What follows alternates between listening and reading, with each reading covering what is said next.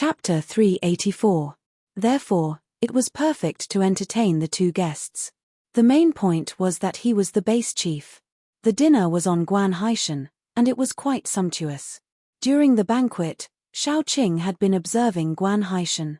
Was Guan Haishan really the legendary Guan Haishan who had been dead for a long time? If so, how did he come back to life? Or was he not dead at all? If not, why did he carry Guan Haishan's name? If not for the fact that they were still in someone else's territory, Shao Qing would have dissected Guan Haishan to see what the hell he was. Although both sides had ulterior motives, the atmosphere of the meal was still harmonious. After the meal, Guan Haishan and Shao Qing talked about all kinds of things, and Yang Qiyu was a little sleepy. Shao Qing carried Yang Qiyu in a princess hug and said, "My baby is sleepy. Let's talk another day." Then, she couldn't wait to get rid of Guan Haishan, this crazy chatterbox. Guan Haishan walked all the way to Shao Qing's room and almost followed in. In the end, Shao Qing slammed the door, and his nose was almost pinched off. When Shao Qing closed the door, she said very impolitely, "I'm fine with talking about the scenery with you. Even if you want to hear me having sex with my baby, you want to hear it too." Guan Haishan, who was shut outside the door, rubbed his nose and walked back after a long time. After he returned to his room, he ordered his subordinates to carefully pay attention to Shao Qing's room. If there were any problems, they would immediately report to him. As for eavesdropping, he wasn't stupid. He didn't think that Shao Qing wouldn't notice if someone got so close. In fact, anyone who got close would be discovered by Shao Qing. She had planted several thin vines in the corner of the door. They were not noticeable at all among the weeds. These vines were equivalent to her eyes and ears, helping her to observe the movements around her. Once someone got close or eavesdropped, Shao Qing would notice. After the arrangement, Shao Qing carried Yang Qiyu into the room. Then, she saw that the quilt on the bed was bulging. When she lifted it, Dai was hugging a pillow and looking at Shao Qing with wet eyes. "How's the investigation going?" Shao Qing threw Yang Qiyu on the bed and said in disgust, "Go take a shower first." Then, she began to change the bedsheets and quilt. God knows what kind of people had slept on this bed before.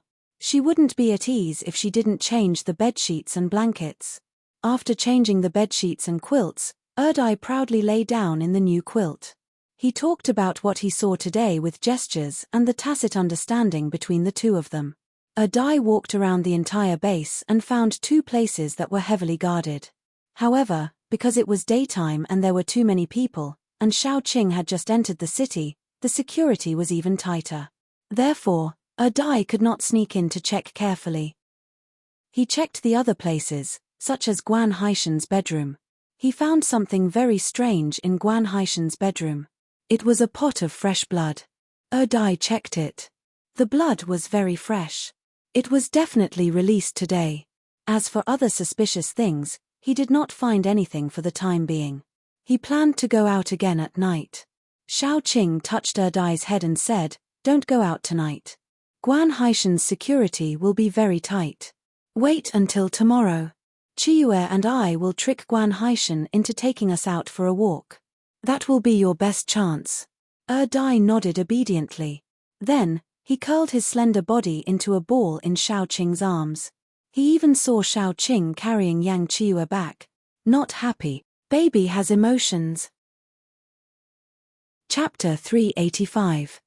Dai was obviously a little taller than Shao Qing, but when he curled himself into a ball and stuffed himself into Shao Qing's arms, he didn't feel weird at all. It was very harmonious. Shao Qing had no choice but to hug him tightly as if she was hugging a large bun. Yang Qiyu came back from the shower and saw this scene. He also snorted, then crawled under the blanket and hugged Shao Qing from behind.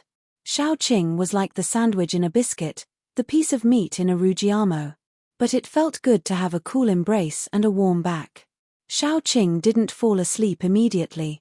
She thought for a while and felt more and more suspicious. Why would there be a pot of fresh blood in Guan Haishan's room? Why would he need blood?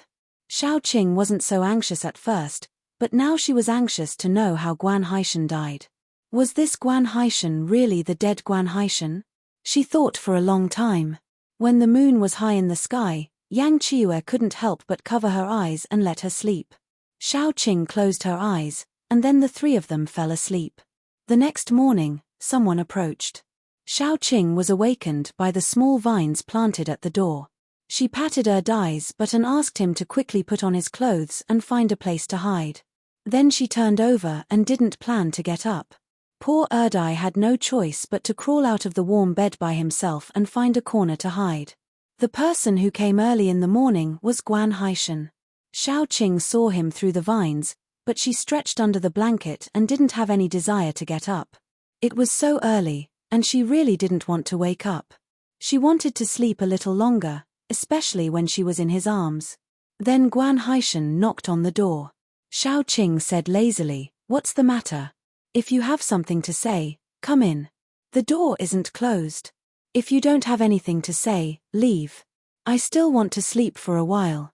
Then, Guan Haishan pushed open the door and entered. He walked past the courtyard and through the hall. The moment he stuck his head out, he saw Xiao Qing lying under the blanket. Only her fair arms were still exposed. Yang Qiue was resting on Xiao Qing's arms with a languid expression. A word popped into Guan Haishan's mind: dog, male, female. This kind of adulterous couple who flaunted their affection every day should really be dragged out and burned to death. Xiao Qing didn't feel shy at all. She stretched her head and asked lazily, "What's the matter, Base Chief Guan?" Guan Haishan smiled and said, "Didn't I tell you last night during dinner that I was going to take you two out for a walk today? I felt like we were old friends at first sight and felt like we had known each other in our previous lives, so I couldn't wait to come and find you." Xiao Qing touched her chin and said, "Base Chief Guan, I also feel like we've known each other for a long time. I feel like I used to visit prostitutes in the nightclub before. Ahem, I met a handsome young man who looked like you." Guan Haishan's face darkened, but then returned to normal. He said with a smile, "Is that so?" Xiao Qing crossed her legs under the blanket and hugged Yang Qiue. She said with a reminiscing expression, "That handsome young man was quite handsome, but he looked like a silver spear wax, so he left a deep impression on me." Guan Haishan's face completely darkened. After a long while, he laughed and said, "It's not appropriate to keep chatting like this. I'll wait outside. After you two finish washing up, we'll go eat first, and then go out for a stroll." Then, he went out like a small whirlwind. Yang Qiue held back his laughter for a long time, then leaned his head on Xiao Qing's shoulder and laughed. After laughing for a long time, he said to Xiao Qing, "Your words were quite harsh. It was satisfying." Chapter 386. Okay, get up. Don't you see that people are waiting outside? Xiao Qing glanced at Yang Qiue, then got out of bed and changed into simple and convenient clothes. Maybe there would be a chance to make a move today. Yang Qiue also got up lazily. The two of them chatted and laughed leisurely. After brushing their teeth and washing their faces, they went out. Guan Haishan was very patient. He didn't seem to be impatient at all. He took Xiao Qing and Yang Qiue to eat in a gentlemanly manner. Breakfast was a kind of fruit, called breadfruit.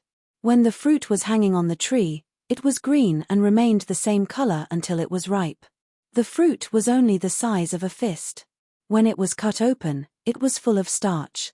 The hard shell of the fruit was peeled off and steamed in a pot, then it was ready to eat. The taste was not much different from bread. Guan Haishan introduced the specialty to Xiao Qing and Yang Qiue with a smile. He also took a breadfruit and broke it open. It was very similar to bread. He sighed, "Although the conditions in this post-apocalyptic world are difficult, there are many things that we couldn't eat before. Even the national level of protected animals have become food in people's mouths. It sounds like base leader Guan has a lot of experience in eating." Xiao Qing broke a breadfruit and took a bite, then handed the other half to Yang Qiue. She couldn't be blamed for being careful. It was just that the people around her were enemies. If she was careless, she would be fine. At worst, she could tear space and leave. But what about Yang Qiue? She had to think about Yang Qiue. That's natural. "I don't care about anything else, but I like to eat." Guan Haishan smiled and said, "I think the most delicious thing in the world is a baby's heart that has just reached 100 days old. It's cut into pieces, half-cooked, and then served with wine. No delicacy can compare to it. His eyebrows were full of smiles, looking gentle and elegant, but it made people feel cold all over. Xiao Qing felt that she was about to lose control of her murderous aura. As long as Guan Haishan dared to say one more word, she would dare to dig out his heart in front of everyone, see if it was black or red, then cut it into pieces and stuff it into his stomach. Guan Haishan seemed to have noticed Xiao Qing's surging murderous aura. He sighed and said, "I was just joking. Why do you take it so seriously? If we're talking about delicacies, I have a few mutated white cranes here. I'll ask the chef to make some for you two to try. Then I'll be waiting." Xiao Qing said faintly. If Yang Qiwe hadn't grabbed her wrist, she really wouldn't have been able to suppress it. Looking at Guan Haishan's faint smile, Xiao Qing was completely sure that he wasn't joking. Xiao Qing could almost imagine how he cut out the hearts of innocent babies one by one just to satisfy his appetite. Such a person, even if he wasn't a zombie, was more terrible than a zombie. Because he had already lost his mind, his heart, liver, and conscience, he was worse than a zombie. But now she couldn't make a move, because a greater evil was still hidden behind the scenes. She had to find the demonic mercenary group's experimental base and then pull out this malignant tumor. Guan Haishan was just a member of the demonic mercenary group. In the mercenary group, there were countless people who were as crazy as Guan Haishan. Looking at Xiao Qing's calm eyes, Guan Haishan was a little surprised, but he didn't say anything. He smiled and accompanied Xiao Qing and Yang Qiwe to have breakfast, and then enthusiastically took them out for a walk. There weren't many people going out with them, only Guan Haishan and a few ability users with high levels. They should also have a relatively high status in the base. Chapter 387. The so-called going out for a walk was actually taking a walk around the area. After all, there wasn't much to see in this shabby place. The small forest was one of the places he took a walk around. It was the place where Xiao Qing had been ambushed. While walking in the forest, Guan Haishan casually asked Xiao Qing, "Did you encounter anything special on your way here?" "Base leader Guan, what kind of special things do you think I would encounter?" Xiao Qing smiled and asked in a low voice. Guan Haishan laughed and said, "What I mean is, did you encounter any special mutated animals or something new? Tell me about it. I'm very curious." Xiao Qing nodded and said, "If that's the case, I actually encountered a group of ants right below your feet. They tried to bite an elephant to death, but the elephant felt itchy, so it stomped its feet and stomped the ants to death. Don't you think it's interesting?" Guan Haishan's eyes were cold. He sneered and said, "It's interesting. An ant wants to shake an elephant. It's overestimating itself. The only outcome of overestimating itself is to be crushed to ashes." Xiao Qing also had a smile on her face. "I can laugh at this joke for a year." Yang Qiwe stood to the side, watching Xiao Qing and Guan Haishan exchange back and forth. In that instant, he seemed to sense a special energy fluctuation from Guan Haishan's body that flashed past. He glanced at Xiao Qing. Xiao Qing also felt it. There was definitely something wrong with Guan Haishan. The topic was quickly changed. Guan Haishan took Xiao Qing to see the pond in the forest. There were living fish in it. From time to time, they could see a fish floating to the surface and blowing bubbles. Guan Haishan said, "Originally, I wanted to move the pond and the fish to the base and raise them in front of my house. I would take some good things to raise them every day. If I want to, I can take one out to eat. Later, I found that these fish are fiercer than me." He raised his chin. Immediately, a paranormal came out from behind him and took out a live rabbit from his bag. He tied it with a string and hung it above the pond.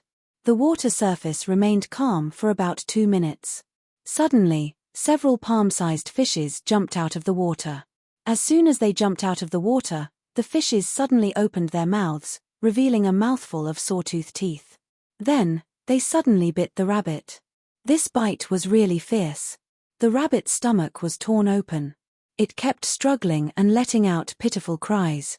However, it was quickly eaten by the school of fish that jumped up. In the end, there was no trace of the rabbit's existence except for the blood on the water and the ripples that gradually calmed down. Is it fierce? Guan Haishan rubbed his chin and asked Xiao Qing with a smile.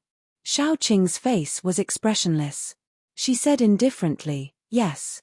At first, I thought that since it was so similar to me, I couldn't raise it.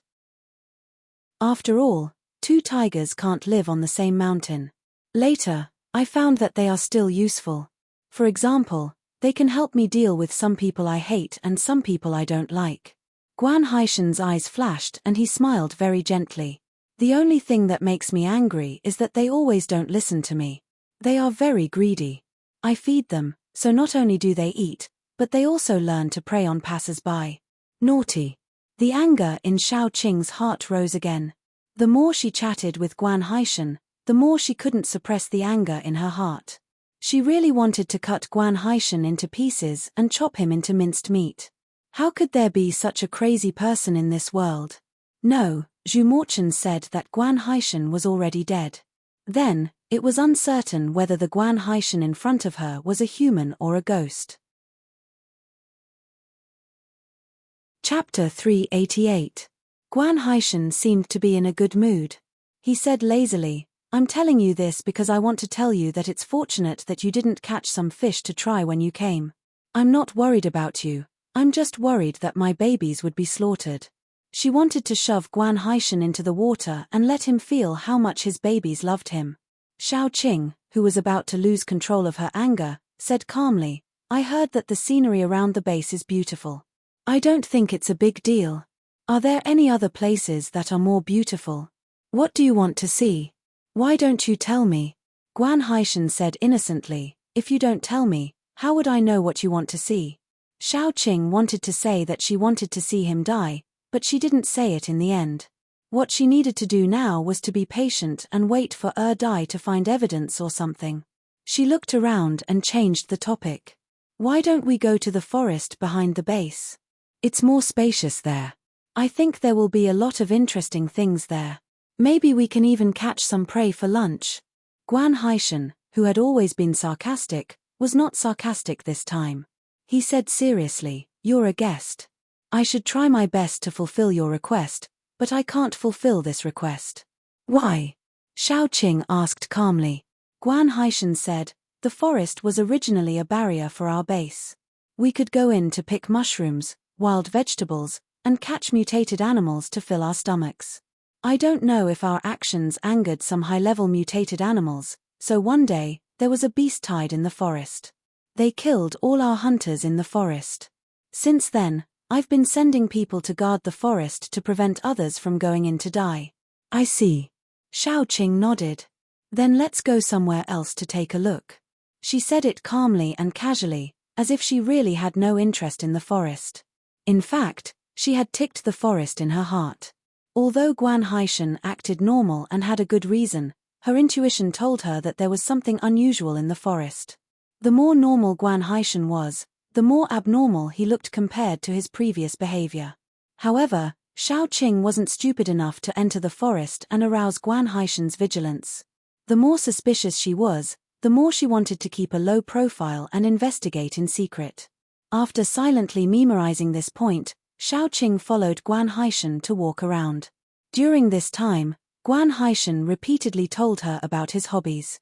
For example, he liked to tie the legs of his opponents together with iron wires and banish them in the woods. Then, he would release some wild beasts that had been hungry for several days and watch those opponents run for their lives. In the end, because of excessive bleeding and lack of physical strength, they would be torn apart alive by the wild beasts. Those things were wonderful entertainment for him. When Guan Haishan talked about them, his face was filled with excitement and joy. Xiao Qing almost lost control of her anger and murderous intent several times. Fortunately, Yang Qiue was by her side. Whenever she was about to lose control, Yang Qiue would patiently rub her palm, passing comfort and gentleness through the warmth of her palm. Otherwise, Xiao Qing would have exploded long ago. Even so, when Xiao Qing returned to her room at noon, she was so angry that she almost wanted to tear the house down. Yang Qiue comforted her while raising her doubts. I feel that Guan Haishan seems to be deliberately provoking your anger. Chapter 389. Speaking of this, Xiao Qing couldn't help but feel a little puzzled. Why does he want to provoke me? What good would it do him to provoke me? I can't figure it out. Yang Qiue also frowned and analyzed. Could it be that he wants to provoke you and make you ignore other details? So, this base should be hiding a secret. According to what you said, Xiao Qing thought for a while and said, could it be that forest? Both of them thought of that forest and Guan Haishan's completely different attitude when talking about the forest. My intuition tells me that this matter isn't that simple. Xiao Qing thought carefully for a long time and then said, when a Dai comes back, ask him if he found anything. If he didn't find anything else, we have to go into the forest. Even if we know it's a trap, we have to go in. What's that saying again? The most dangerous place is the safest place. It's very likely that they think so too. Xiao Qing paced back and forth. After a while, she said, I have a feeling that the thing we are looking for is in that forest. Guan Haishan is not stupid, and he knows that we are not stupid. If this is not a trap, then it's best. If this is a trap, then he will use real bait to lure us in. So, no matter what, we have to check out that forest. Yang Qiue nodded. He understood Xiao Qing's mentality very well. This mentality was called invincibility. All conspiracies and tricks were nothing in the face of absolute strength. Therefore, Xiao Qing was not afraid of any traps or conspiracies. However, Yang Qiue was afraid. He was not afraid of death. In fact, he didn't care about death. Otherwise, he wouldn't be so careless about his own body. But he was afraid of Xiao Qing. Even if it was just an injury, he didn't want it to happen to Xiao Qing. At night, they went out to have dinner with Guan Haishan. This time, Guan Haishan was much more normal. He didn't deliberately provoke Xiao Qing and Yang Qiue. When she returned, a Dai was already back. When he told Xiao Qing what had happened, Xiao Qing almost wanted to rush out and burn down the entire base. It was Yang Qiue and Dai who held onto her thighs and refused to let her go. This time, a Dai infiltrated two heavily guarded places. The former was a grain storage, while the latter was also a grain storage. However, the latter's grain storage was only used by Guan Haishan alone. The people locked inside were all young girls and children. According to the caretaker, there were girls being bled every day. The blood that was drained was supplied to Guan Haishan.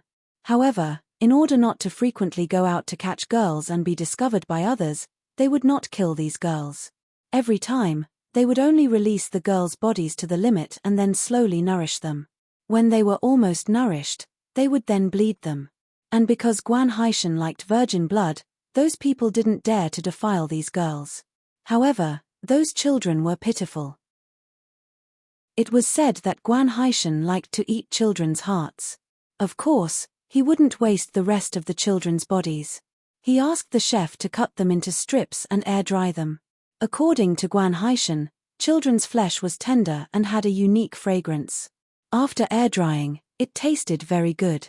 How can there be such a crazy person in this world? Xiao Qing let out a long breath. Her hands that were grabbing the bedsheet were covered with blue veins.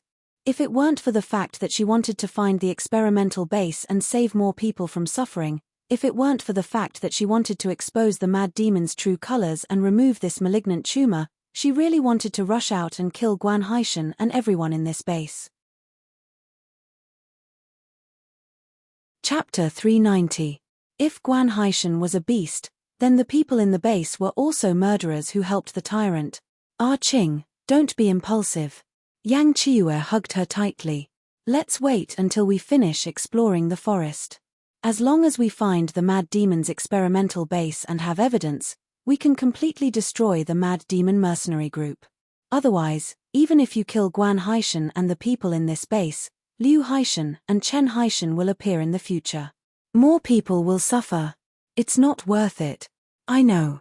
Xiao Qing took a deep breath and said, as soon as we enter the forest, Guan Haishan will find out that we are not here. So, no matter what, we have to contact Old Master Qin first. Even if something happens to us, at least the news can be sent back. Dai, this task will be handed to you. Dai immediately shook his head and held Xiao Qing's hand tightly. He couldn't return to the capital alone when Xiaoqing was in the most danger. You haven't shown up, so it's best if you go back. Xiaoqing touched Dai's head. Don't be stubborn, okay? Dai didn't speak. He just held Xiaoqing tightly. After a while, Yang Qiue said, I'll go back. He was very calm. Even if he didn't want to abandon Xiaoqing in such a dangerous situation, someone had to do it. Besides, Dai was more suitable than him to stay. He would get injured, bleed, and lose his combat ability. If something happened, he might become a burden to Xiaoqing. However, Dai wouldn't. Although Dai was slightly weaker, he didn't feel pain, didn't know fatigue, and could recover quickly. In terms of combat ability, he was stronger than Yang Qiue. Yang Qiue knew that now was not the time to consider things based on emotions. In any case, the best person to stay was Dai. Xiaoqing patted him on the shoulder and joked, our safety depends on you. Yang Qiue stepped forward and hugged Xiaoqing tightly. Then, she said in a low voice, if anything happens to you, I will immediately end my life and go over to accompany you. I believe that Dai and the others will also make the same choice. So, take care of yourself. Otherwise, it won't be as simple as 2 lives. Xiaoqing's eyes curved into crescents as she smiled and said softly, I know, so we will definitely come back safely. Then, for the first time, Yang Qiue hugged Dai without any reservations and said, I can't stay by Qing's side and face danger with her, so I'll leave the task of protecting Qing to you. I trust you. Yang Qiue knew that in the face of fatal danger, Dai would definitely stand in front of Xiaoqing. Although the two of them were love rivals, the more rivals they were, the more they could understand each other. Although Dai couldn't speak, Yang Qiue knew very well what Dai wanted to say. As long as he was alive, he would not let Xiaoqing get hurt. If anyone wanted to hurt Xiaoqing, they would have to step over his dead body. Why do you make it sound like you're going to be separated forever? Xiaoqing wanted to liven up the atmosphere. We're just going to the forest to investigate. Maybe by the time you come over with your men, we'll already be walking back with Guan Haishan's head. Okay. Yang Qiue leaned forward and kissed Xiaoqing. I'll leave tonight. Be careful. Xiaoqing prepared some food and necessities for him and packed them. Then, she secretly sent Yang Qiue away. The next day, Guan Haishan came to look for Xiaoqing again. He knocked on the door. After a while, he heard Xiaoqing say, I won't go out today. My baby has chicken pox. Guan Haishan rolled his eyes and then asked, what kind of chicken pox? We have doctors in the base, but we won't let them come over. Chapter 391. He didn't believe it. A high-level paranormal who was fine yesterday suddenly had chickenpox today. Who was she kidding? Xiaoqing came over in her pajamas and opened the door. Then she said regretfully, although I would like to walk around again, my baby is very uncomfortable, so forget it. There's no need to see a doctor. She'll be fine after lying down for 2 days. Guan Haishan poked his head slightly and saw a person lying on the bed with her back to him. She was curled up into a ball and looked very uncomfortable. He immediately smiled and said, then I won't disturb you. I'll get someone to bring you lunch. Xiaoqing nodded and mercilessly shut Guan Haishan out of the door. As soon as Guan Haishan left, Dai got up from the bed and went out of the window first. Xiaoqing casually packed some snacks, then tore open the space and left casually. On the other side, as soon as Guan Haishan left, he ordered his subordinates to carefully observe Xiaoqing's residence. No matter what happened, they were to inform him. However, at this moment, Xiaoqing was already outside the base. She held a dried purple potato in her mouth and waited for a while before she met Dai. Then, the two of them went in the direction of the forest. Normally, this forest was next to the mountain, and there was such a legend. Usually, no one would come here. However, as soon as Xiaoqing and Dai entered the forest, they found a path that had been trampled by people. In other words, people often walked on this path. Otherwise, it wouldn't have appeared out of nowhere. Didn't a famous writer say that there was no path in this world, but when many people walked on it, it would naturally appear? Follow me. Xiaoqing pulled Dai and walked forward along the path. She was sure that when Guan Haishan found that they were gone, it would be at least lunchtime. More than 4 hours was enough for her to search the entire forest. Especially for people like her and Dai, who were extremely fast and were like fish in water in the forest, it was even easier. Xiao Qing took Dai and jumped directly from one tree to another. This way of traveling was much faster than running on the ground. As she jumped, she observed the traces on the ground. If there were people walking around often, it must be Guan Haishan's group. As long as they reached the end of the path, they might find what they were looking for. After about 2 hours, they entered the depths of the forest. The branches and leaves above their heads were so dense that they blocked the sunlight. And that was the end of the path. There were no more traces in front of them. However, the traces showed that there were only a few trees. There was nothing else at all. Could I have guessed wrongly? Xiao Qing frowned and thought carefully about whether she had missed anything. Did she miss something? But no matter how hard she thought, she couldn't think of anything. She walked back and forth and started to think from another perspective. If she wanted to build a base that she didn't want anyone to know about and wanted to hide it, where would she build it? For this base, the safest place around would be this forest. But there was clearly nothing else in this forest. Could it be? Xiao Qing had a flash of inspiration. Underground. Once she thought about this, she suddenly realized that she had walked into a wrong place. Since Guan Haishan was a smart person, why did he suddenly behave so strangely when talking about the forest? It was as if he was deliberately leading her to think about the forest. The more Xiao Qing thought about it, the more she felt that something was wrong. Finally, she realized that she had really walked into a trap that she had fallen into from the moment she walked through the gate of the base. Chapter 392. The most dangerous place is also the safest place. What a good saying. What a good saying. Guan Haishan was indeed a cunning man. Let's go back. Xiao Qing grabbed her die and prepared to go back. If she guessed correctly, Guan Haishan might even know that she and her die were going to enter the forest. Just as they turned around and took 2 steps, Xiao Qing suddenly grabbed her die's collar and rolled backward. A dagger was stuck in the place where she had been standing. Heh, I thought you would think about it for a while before you realized the problem. Guan Haishan squatted on a branch and said with a smile. It's not a loss to call you an old fox. Xiao Qing looked at Guan Haishan coldly. Since you have the guts to appear in front of me like this, it means that you have the confidence to kill me. Of course I do. It's just that I didn't expect you to be a 5th level paranormal already. Guan Haishan said regretfully.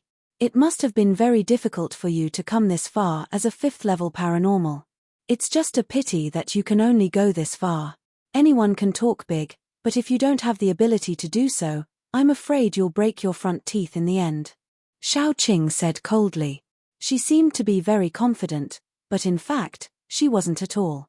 Guan Haishan knew that she was a 5th level paranormal, but he still dared to appear in front of her alone. It fully showed that his strength was not lower than a 5th level paranormal. He was even confident that he could kill a 5th level paranormal. Whether I'm talking big or not, you'll know soon enough. Guan Haishan straightened up, and there was a gentle smile on his delicate face. Since we've known each other for so long and have a good chat, I'll give you a chance. Let's fight one-on-one. If you defeat me, you can even kill me. I won't call my companions over. On the contrary, if I defeat you, both of you will die. All right. Xiao Qing patted Dai's shoulder and gestured for him to stand aside and watch the fight. If Guan Haishan was really strong, then Dai wouldn't be able to help. Actually, Xiao Qing was a little annoyed.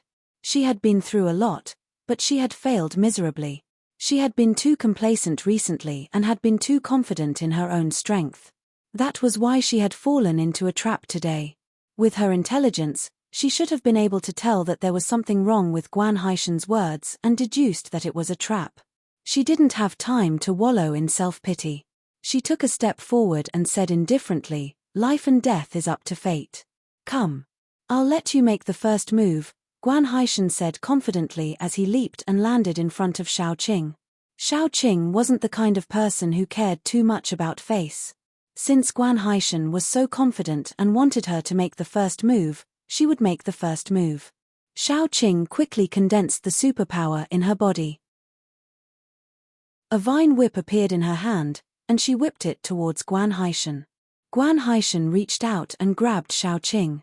Don't tell me that a 5th-level ability user like you can only do this.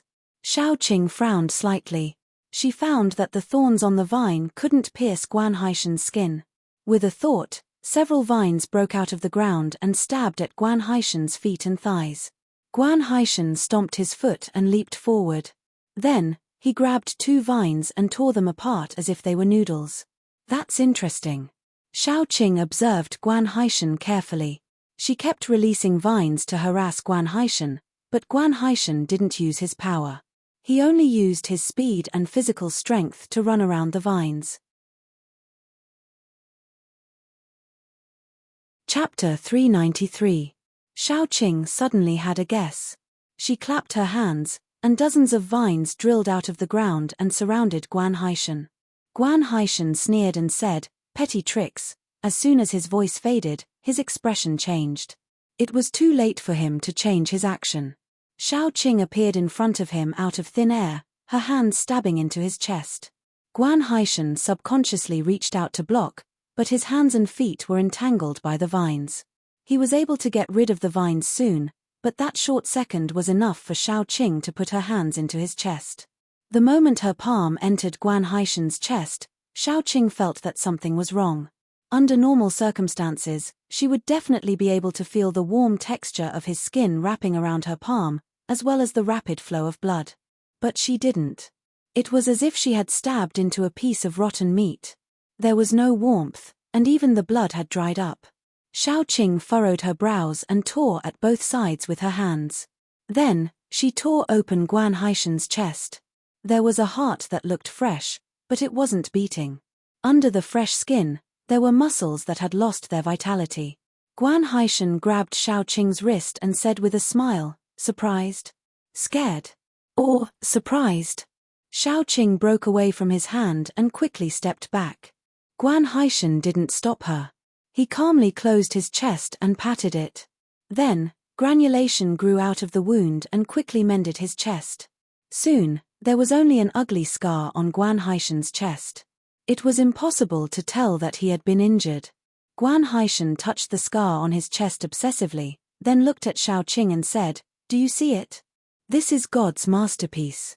Only I have such a perfect body. Only I, and I am the closest to God," he said as if he was talking in a dream. How could those stupid humans think that zombies are monsters? That is clearly a more successful evolution of human beings. A more successful evolution than superpowered people. Like me, I can't die. I am immortal. I am the spokesperson of God. You transformed yourself. Xiaoqing didn't know how to describe Guan Haishan anymore. She hated her body, hated the fact that she couldn't taste food, hated the fact that she couldn't feel happiness or pain, and was numb like a corpse. She hated her own rotten insides, and hated the fact that she was a burden to Guan Haishan, causing him to become like this. However, he did not expect that there would be someone who would be happy that he had turned into such a ghostly appearance. Guan Haishan was still smiling. "I think I should let you know the reason before you die. Yes, I died a long time ago. At that time, I was seriously injured and on the verge of death. After the leader asked for my opinion, he asked a few researchers to modify my body. They implanted a special zombie virus in me, causing my body to lose its ability to function. However, my brain retained a certain amount of activity. At that time, they thought the experiment had failed because I didn't wake up. However, I didn't die completely until 2 months ago." Guan Haishan sneered, "The demonic frenzy mercenary group has long noticed you. Do you know why? Those researchers from the south didn't come to join the research institute, but to join us. However, they are all dead. That old man died in your hands, right?" "Yes." Xiaoqing decisively admitted it. She looked Guan Haishan up and down and said after a long while, "Do you think you can defeat me because of your strong recovery ability?" Guan Haishan opened his arms and said arrogantly, "Isn't that enough? You can't kill me, so I can only kill you." Chapter 394. Xiaoqing smiled. She put away her vines and walked towards Guan Haishan step by step. A frog at the bottom of a well. She didn't seem to be walking fast. Step by step, she looked like she was taking a leisurely stroll. However, she soon appeared in front of Guan Haishan. Guan Haishan was also very fast. His black and shiny nails moved as he approached Xiaoqing. As soon as he got close, Xiaoqing grabbed his shoulder and punched Guan Haishan in the face. This time, Guan Haishan was stunned. Xiaoqing didn't seem to be moving fast, but before he could react, her fist had already landed on his face. Xiaoqing was very strong. Guan Haishan's neck made a groaning sound with difficulty. Then, with a crack, it broke. Then, Xiaoqing kicked Guan Haishan's chest hard, sending him flying. If it weren't for a tree blocking him, he might have flown dozens of meters. Guan Haishan fell to the ground like a broken rag doll, his head drooping like a broken rag doll. He reached out his hand, and with a crack, he straightened his head. Then, he rubbed his chest and got up again. I told you, these attacks are useless against me. Is that so? Xiaoqing suddenly took a step forward and appeared in front of him again. She didn't give him a chance to fight back at all. She beat him up fiercely. In the end, Guan Haishan was beaten up. He looked like a doll that had been sewn and mended many times and then thrown away. Xiaoqing stepped on his head and said coldly, even if you have a strong recovery ability, so what? You don't even have a chance to fight back. Ah! Guan Haishan reached out and grabbed Xiaoqing's ankle.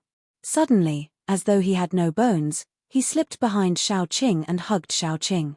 Then, countless bone spurs drilled out from his chest and stabbed toward Xiaoqing. At this time, it was too late to tear space. However, Xiaoqing didn't panic. She allowed the bone spurs to pierce into her body.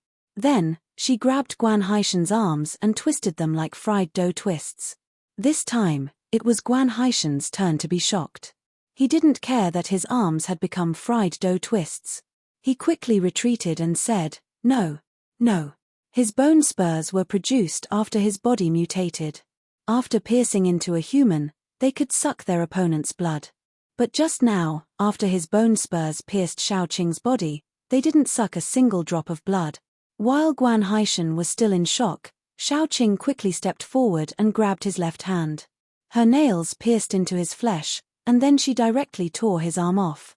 Guan Haishan stepped back in a panic, not caring about that arm anymore. He dared to challenge Xiaoqing, a 5th-level superpower possessor, because he had an immortal body. He couldn't die anyway. Then, he found that Xiaoqing didn't seem to be right either. Xiaoqing loosened her muscles and threw away the arm. Then, she said lazily, "Baby, stop him." Apart from Guan Haishan's special body, his strength was just that of a 4th-level superpower possessor. He couldn't withstand a single blow. Dai jumped down from the tree and stabbed her sharp nails into Guan Haishan's skull. Guan Haishan rolled on the ground in a sorry state. He was no longer as complacent as he was before. While dodging, he said reluctantly, "No. Impossible. You are a superpower possessor. How could you?" Xiaoqing looked at him with pity. "Immortal body, huh? You are really short-sighted. I'd rather not have such an immortal body. You." Guan Haishan dodged Dai's attack and said hurriedly, "Since you are not a living person, then we are the same. We are the same kind. Why don't you stand on my side? Do you want power? Or wealth? Or beauty? I can give you both." Chapter 395. Xiaoqing looked at Guan Haishan coldly. After he finished, she sneered, "Who is the same kind as you? Don't dirty my eyes." Guan Haishan said anxiously while rolling on the ground, "For those ants, you drew your sword against your own kind. What's the point? Once they know you're a zombie, they won't care about what you've done for them. Why bother? Say it again. Who is the same kind as you?" Xiaoqing said with disgust, "My father and mother are both human beings. At least I know what I am. At least I won't eat living people without conscience." She wanted to let Dai practice. Maybe he could take the opportunity to break through, but Guan Haishan was too disgusting. She couldn't help but make a move. She fixed Guan Haishan with her vines, then a dye directly stabbed his fingernails into Guan Haishan's skull. In the next second, Xiaoqing waved her hand. A black space crack tore Guan Haishan into pieces. Guan Haishan didn't resist until he died. He opened his eyes wide and murmured, "I don't want to die." Xiaoqing didn't pity him at all. When he wantonly took the lives of those children, did he ever consider that they didn't want to die either? Dai opened Guan Haishan's skull. It found that Guan Haishan's crystal nuclei were all black. It curled its lips and threw them away. Dirty.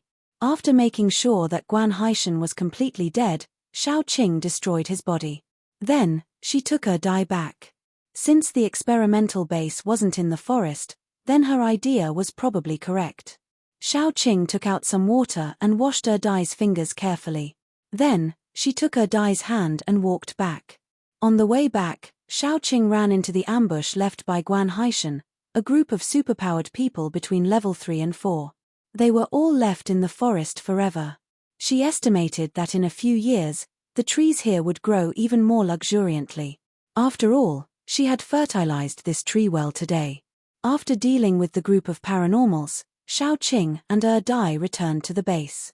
They didn't alert anyone and quietly appeared in the base, then went to Guan Haishan's place. Guan Haishan's residence was very big. It was like a small manor. There were many flowers and plants in the courtyard. It looked very interesting. Guan Haishan's temper was unpredictable. There was no one in his courtyard. Xiaoqing and Dai walked around and entered Guan Haishan's bedroom. Sure enough, there was a pot of fresh blood on his table. He probably relied on this thing to maintain the vitality of his skin. Other than that, there was nothing suspicious.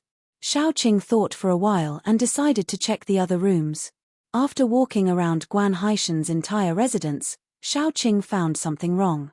There was a study room where Guan Haishan lived. There were 2 rows of bookshelves in the study room. The bookshelves were filled with books that looked very profound. Xiaoqing randomly picked 2 books. They were all very new. Not to mention reading notes, they didn't even have any traces of being flipped through. Guan Haishan didn't like reading. If he didn't like reading, why would he specially build a study room and put 2 big shelves of books? It couldn't be because he wanted to show off, right? In such a remote base, who would he show off to? So, there must be something wrong with this study room. Xiaoqing touched her chin and began to look around. She and Dai looked around. In the end, Xiaoqing found something behind the bookshelves. She suddenly felt a little embarrassed. She probably watched too many TV dramas. Her mind was full of traps, and she felt that the trap must be behind the bookshelves. Damn retard. Chapter 396. The wall behind the bookshelf looked normal, but if one looked closely, they would find that there were fine lines on the wall. The lines were in the shape of a rectangular door. If an ordinary person came in, they would definitely look for the bookshelf. After all, the bookshelf looked the most problematic, so they would overlook the more obvious wall. In fact, the person who set up this trap was quite smart. Xiaoqing pushed the bookshelf away and began to study the wall carefully. While she was studying, a crack suddenly appeared on the wall, and a door slowly opened. She could hear people chatting inside. A. Master Guan should be back soon, right? It shouldn't take long to deal with those 2 people. B. Is the virgin blood for Master Guan ready?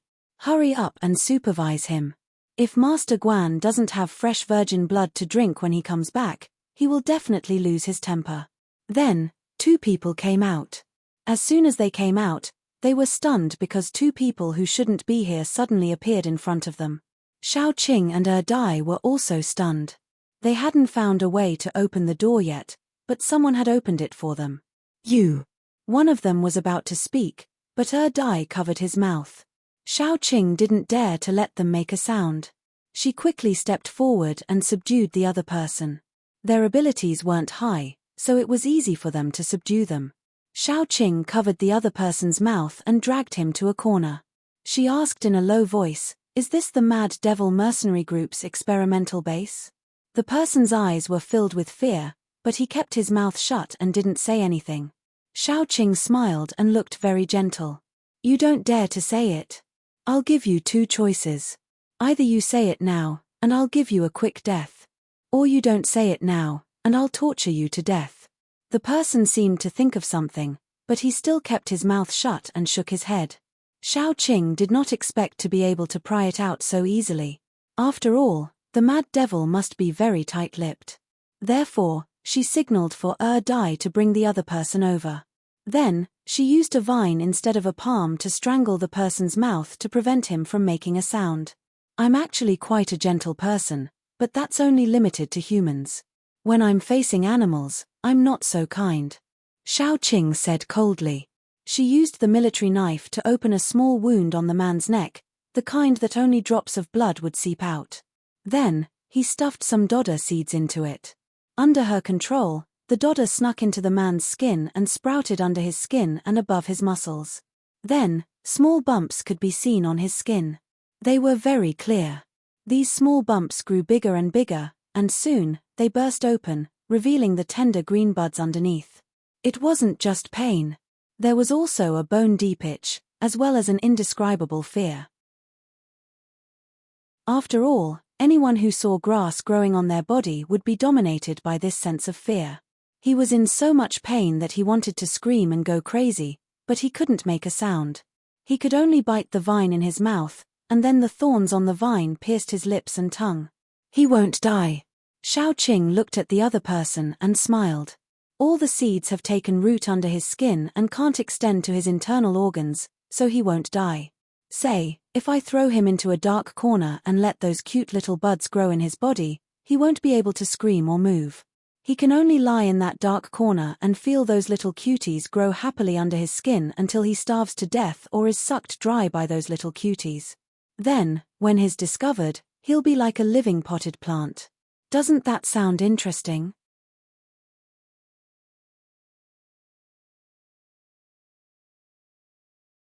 No wonder it was said that the most dangerous place was the safest place. The ancients really did not lie. When they came out of the elevator, Xiaoqing found that the space was very spacious. There were lights on the ceiling, illuminating the entire underground space as if it was daytime. There were many people wearing white coats and masks walking around. Other than the middle passage, there were rows of rooms on both sides. Some of the rooms had their doors open, while others had their doors closed. Once they came down, Xiaoqing followed the agreement and gave the captive a quick death. Then, she threw the corpse in a corner and sneaked into the laboratory. The way to sneak in was to kill two researchers, change into a white coat, put on a mask, and look around from afar. Chapter 398. The more she looked, the angrier Xiaoqing became. Some rooms were filled with test subjects in transparent glass containers filled with strange liquids, and the test subjects were in the liquids. She saw test subjects whose lower bodies had been cut off and replaced with animal tails. She also saw superpowered people who had turned into zombies. There were also babies curled up in their disemboweled stomachs and their mothers. Those test subjects had failed and hadn't been destroyed, or they still had some value, so they were all displayed in the rooms. There were also living people in the rooms. They were all wearing the same uniform like patients, and each of them had a serial number on their chest. Those were the people who were about to become test subjects. Xiaoqing walked into many rooms, and her heart was burning with anger. The most terrible thing was that in one of the rooms, such an experiment was still being carried out. Living people were locked in a sealed room, and then the chemical weapons they had developed were thrown into the room. Xiaoqing saw with her own eyes that several people gradually turned into zombies in the poisonous fog, and finally turned into terrifying monsters that looked like zombies but also a little bit like animals. However, this kind of chemical poisonous fog didn't seem to have been completely developed, because those who had turned into monsters were all dead. She couldn't suppress her anger anymore, and her long nails were already reaching out. At that moment, a man in a white coat hurried over and grabbed Xiaoqing. "Where did you two go? The experiment is at the most critical moment. Why are you running around?" Then Xiaoqing was dragged away, and Dai hurriedly followed. The two of them arrived at a room that was twice as big as the other rooms. There were many white coats in the room, and many things were placed on both sides of the room. There were all kinds of drugs and cold tools. In the middle of the room, there was a table that looked like an operation table, and a woman was tied to the table. The woman's belly was bulging, and it seemed that she had been pregnant for 7 or 8 months. At that moment, several people in white coats were surrounding the woman, as if they were doing a cesarean section. One of them said, "The mother's condition is normal, the transformation is not complete, and the life signs are gradually decreasing." Another person was taking notes in a small notebook. "Next, we'll start injecting SX93, another person in a white coat who looked like the leader said. Immediately, someone came over with a syringe. The syringe was filled with green liquid, and he shot it all into the pregnant woman's neck. After about a minute or two, the unconscious pregnant woman on the stage suddenly screamed. Blue veins appeared on her face, neck, and body. Her eyes were wide open, and her facial features were somewhat distorted. After screaming for a few seconds, he stopped breathing. The leader hurriedly said, "Quick! Take out test subject number 1398. The rest of the people hurriedly cut open the pregnant woman's stomach. However, as soon as they cut open the pregnant woman's stomach, a small white and tender hand reached out from the pregnant woman's stomach. Quite a few people were a little surprised, but they had seen the world, so they let down their guard. The next second, a wet baby came out. The baby came out with its eyes open, and it looked slightly bigger than a normal baby. More importantly, it had a very strange smile on its face. As soon as it came out, it pounced on the face of a man in a white coat like lightning. Then, there was a series of screams, because it gnawed the man's face alive. Soon, several high-level paranormals rushed in and quickly caught the strange baby. However, the man in the white coat had been gnawed beyond recognition, and black liquid kept dripping from his wound.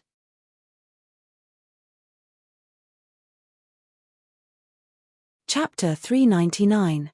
The leader expressionlessly took out a gun from his arms and ended the life of the man in the white coat. The leader waved his hand and said, "Keep the number 1398 test subject for the time being.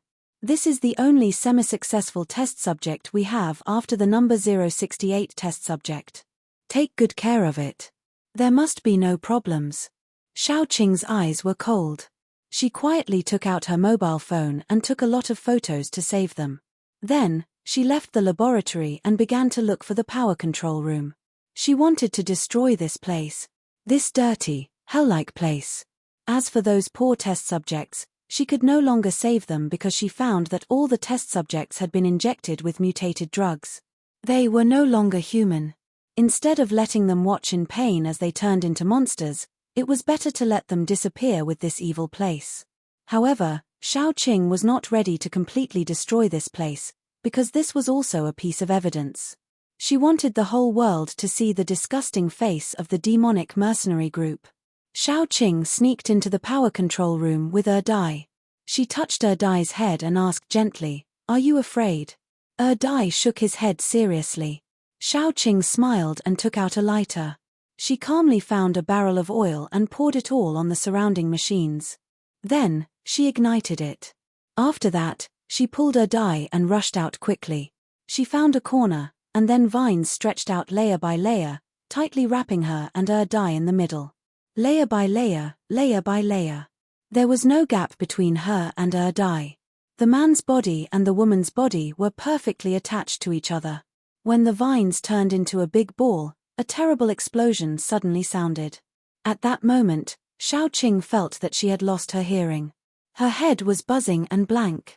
Even with the protection of the layers of vines, her chest was still hurt by the shockwave. After a long time, Xiao Qing felt better. This meant that she could hear. Xiao Qing removed the vines and found that her poor vines had been blown to pieces. At least 1 meter of the 2-meter thick wall of vines was completely broken. Of course, this did not show how terrible the explosion was. What was more terrible was that she saw the sun. The laboratory was originally underground, but this time, the explosion forcibly blasted through the soil layer above, exposing the entire base to the sunlight. Xiao Qing walked in the laboratory expressionlessly. If she met a man in a white coat who was not dead, she would kill him. If she met a poor test subject who had mutated, she would kill him. After she and Dai searched, there were no other living people in the laboratory except for them. At this time, the people in the base should have heard the noise and were rushing here. Xiao Qing calmly shot out vines and used them as ropes to pull her and Dai out. As they crawled out, Xiao Qing said seriously, "Don't leave anyone alive, understand?" Dai nodded seriously. After they crawled out of the pit, many people appeared in front of them. They were all from the base. Their jaws almost hit the ground. Everyone looked at Xiao Qing with disbelief and fear. Then, the massacre came. 2 killing machines that did not feel pain and did not know fatigue rushed into the crowd. They were like 2 lions rushing into a flock of sheep. It was a one-sided massacre. No one could resist at all. At most, they would struggle a few times before they turned into corpses on the ground spurting blood. Xiao Qing took Dummy with her and killed all the way into the base. She hated those crazy beasts in the base. She couldn't wait to cut them all up and feed them to the dogs. Oh, the dogs would definitely not eat them. At first, a group of people surrounded Xiao Qing and Dai. Later, they were scared out of their wits and were chased by Xiao Qing and Dai. She took Dai and killed them all the way. Wherever they went, the ground was soaked with blood. Especially after they entered the base, the square where the battle took place. Blood soaked the soles of their shoes. None of the paranormals in the base could escape. Even if there were 1 or 2 paranormals who ran away, Xiao Qing tore space to chase after them and killed them. Xiao Qing really hated this group of people. She even used the cruelest way to kill them. She dismembered them, crushed them, or swallowed them by the man-eating flowers. Even so, it still could not alleviate her hatred for them. Especially after seeing the soul-stirring scenes in the laboratory, she couldn't bear to let this group of people die. She really wanted to torture them, make them wish they were dead, and make them unable to get up even if they wanted to. After killing all the paranormals in the base, Xiao Qing and Dai searched several times and found a few people who were hiding. Finally, they found the place where those poor people were locked up. There were only a few girls. As for the children, there were only 2 left. They were lying on the chopping board in the kitchen with their stomachs cut open. For this reason, she specially treated the 2 chefs well. She didn't do anything but cut the meat off their bodies piece by piece and stuffed it into their mouths. In order to give them the best treatment, Xiao Qing specially dipped some soy sauce. Look, she was so kind. As soon as Yang Qiue returned to the capital, she immediately contacted Old Master Qin. Old Master Qin didn't say anything. He directly mobilized the army and took control of the entire Mad Devil mercenary group. At the same time, he led the strongest paranormals of the Qin family and quickly rushed to the nameless base. They didn't rush there like Xiao Qing and the others. It was as if they were traveling. They could travel for 3 days in a day. They rushed there in a hurry.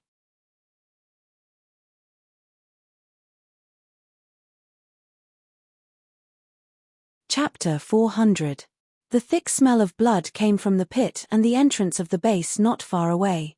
2 rows of corpses were neatly stacked at the entrance of the base.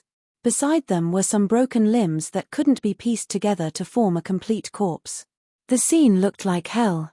The flying flies landed on the corpses, densely packed. Even the ability users who were used to seeing all kinds of cruel scenes since the apocalypse couldn't help but feel a little nauseous. So when they saw Xiao Qing and the others, their gazes were a little strange. Xiao Qing didn't care.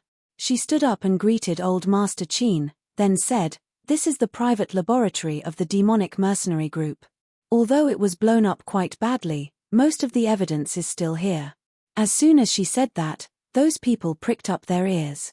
Xiao Qing took the lead and led them to the laboratory that had already been blown open. They looked at the failed test subjects that had not been completely destroyed, as well as the experimental records that Xiao Qing had left behind in advance. Those people who originally looked at her like she was looking at a demon now wished they could rush up and whip those corpses. "You're insane. That's insane."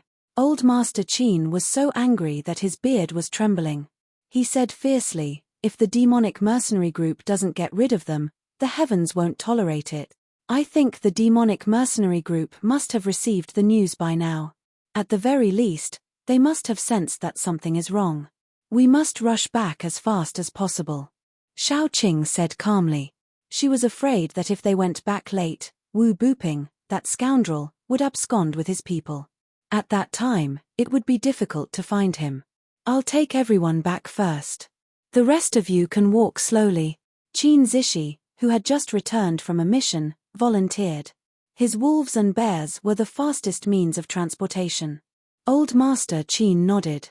Then, regardless of his old body, he wanted to be the first to go back. However, after thinking about it, Xiao Qing was the first to agree. Firstly, Old Master Qin was the highest boss of the Qin family. It could be said that he had the highest authority in the Qin family. This matter involved a lot of things. Not only did it involve the Demonic Frenzy mercenary group, but also the people behind the Demonic Frenzy mercenary group. With Old Master Qin overseeing the Qin family, it would make people feel more at ease. Secondly, being with them was actually much safer than being with that group of metahumans. Xiao Qing was very worried that the demonic mercenary group would counterattack before their deaths and send people to intercept them. Therefore, the first group to go back was Xiao Qing, Dai, Yang Qiue, Qin Zishi, and Old Master Qin. Each of the three brothers of the wolf family carried an Dai, and Xiong also carried an Dai. She didn't need any mounts at all and ran faster than the wolves. He could even go to the front to pick a flower and then come back to give it to Xiao Qing. It was a kind of Dai romance. The journey was very smooth. They didn't meet anyone intercepting them all the way to the capital. When Xiao Qing and the others returned to the Qin family, they found out that Father Qin was very awesome. Although he didn't trust Xiao Qing very much, he trusted Old Master Qin very much. Therefore, when Old Master Qin brought people to help Xiao Qing, he sent people to monitor the Demonic Frenzy mercenary group. Just 2 days ago, the Demonic Frenzy mercenary group suddenly made a move. Father Qin didn't say anything and directly grounded the entire Demonic Frenzy mercenary group. At that time, Wu Buping found another powerful family in the capital, the Li family, to complain. The Li family was also very powerful, but they were still a little inferior to the Qin family, especially in terms of martial strength. The Li family sent people to question Father Qin why he imprisoned the Demonic Frenzy mercenary group. Father Qin didn't even meet them and didn't give a reason. He only said 2 words, wait. No matter how angry the Li family was, they didn't dare to vent their anger on Father Qin because in the capital, who didn't know that the Qin family was like firecrackers? They would explode at the slightest touch.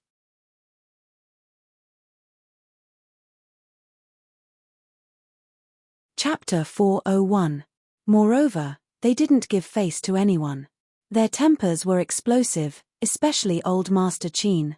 Not many people dared to glare at him. If the Li family dared to say anything, the Qin family would really dare to barge in and beat them up. Even if the Li family was only slightly weaker than the Qin family, they didn't dare to provoke the Qin family. After all, no one wanted to provoke a bomb that might explode at any time, right? Especially Father Qin, who had a background and strength and wasn't afraid. On the other side, the smile on Wu Buping's face all year long had disappeared. His eyes were gloomy as he paced back and forth. After a while, a young man who looked similar to Guan Haishan walked in. This person was Guan Haishan's younger brother, Guan Hailong. He was also one of Wu Buping's right-hand men. As soon as Guan Hailong walked in, Wu Buping asked anxiously, "What did the Li family say?" Guan Hailong's eyes were also very gloomy. The Li family sent word that the Qin family can't handle this matter. They asked us to wait and not be anxious. Fuck them. Wu Buping was so angry that he kicked the table over. At that time, it was the Li family who asked them to cooperate. The Li family was the one who enjoyed the fruits of their labor. Now that something had happened, the Li family was the first to abandon them. After calming down a little, Wu Buping asked faintly, "Is Haishan back?" Guan Hailong shook his head and said, "No, and we're now locked up. We can't send news out, and news from the outside can't be sent in. No one knows what's going on now." Although they couldn't do anything before, they could still contact the Li family. Now, they couldn't even contact the Li family. Wu Buping wasn't worried about Guan Haishan. After all, Guan Haishan had an immortal body. He frowned and said, "In the worst-case scenario, our laboratory has been discovered. If that's the case, then we're really finished. As long as our laboratory is exposed, the Li family will definitely be the first to cut ties with us. In order to clear their names, they'll be the first to think of ways to silence us. If the laboratory wasn't discovered." He paused and sneered. "The Qin family wouldn't have locked us up. They were already at the end of the road." Guan Hailong whispered, "Big brother, what should we do? In a while, pass down the news and prepare to start Plan M. If the Li family is really so ruthless." A trace of madness flashed in Wu Buping's eyes. "Then even if I die, I will drag the entire capital down with me." Guan Hailong lowered his head with some trepidation, but his eyes were filled with madness and determination. "I understand, big brother." After Guan Hailong left, Wu Buping picked up a potion and looked at it calmly for a long time. Then, he slowly injected it into his body. He had always been a lunatic. On the afternoon of Shao Qing's return to the capital, the Qin family announced a piece of news regarding the demonic fury mercenary group's 10 major crimes. Ranked at the top was the construction of a living laboratory to research the zombie virus. As soon as this news was announced, the entire capital was in an uproar. Many ordinary people had been bullied by the demonic mercenary group, and there were also many ability users who couldn't stand the demonic mercenary group. However, they never thought that the demonic mercenary group would do such a crazy thing. The evidence was posted one photo after another. Those who had not seen the scene gritted their teeth and wanted to tear the demonic fury mercenary group apart alive. After the anger, there was lingering fear. Fortunately, the demonic fury mercenary group was discovered. Otherwise, what else would they do?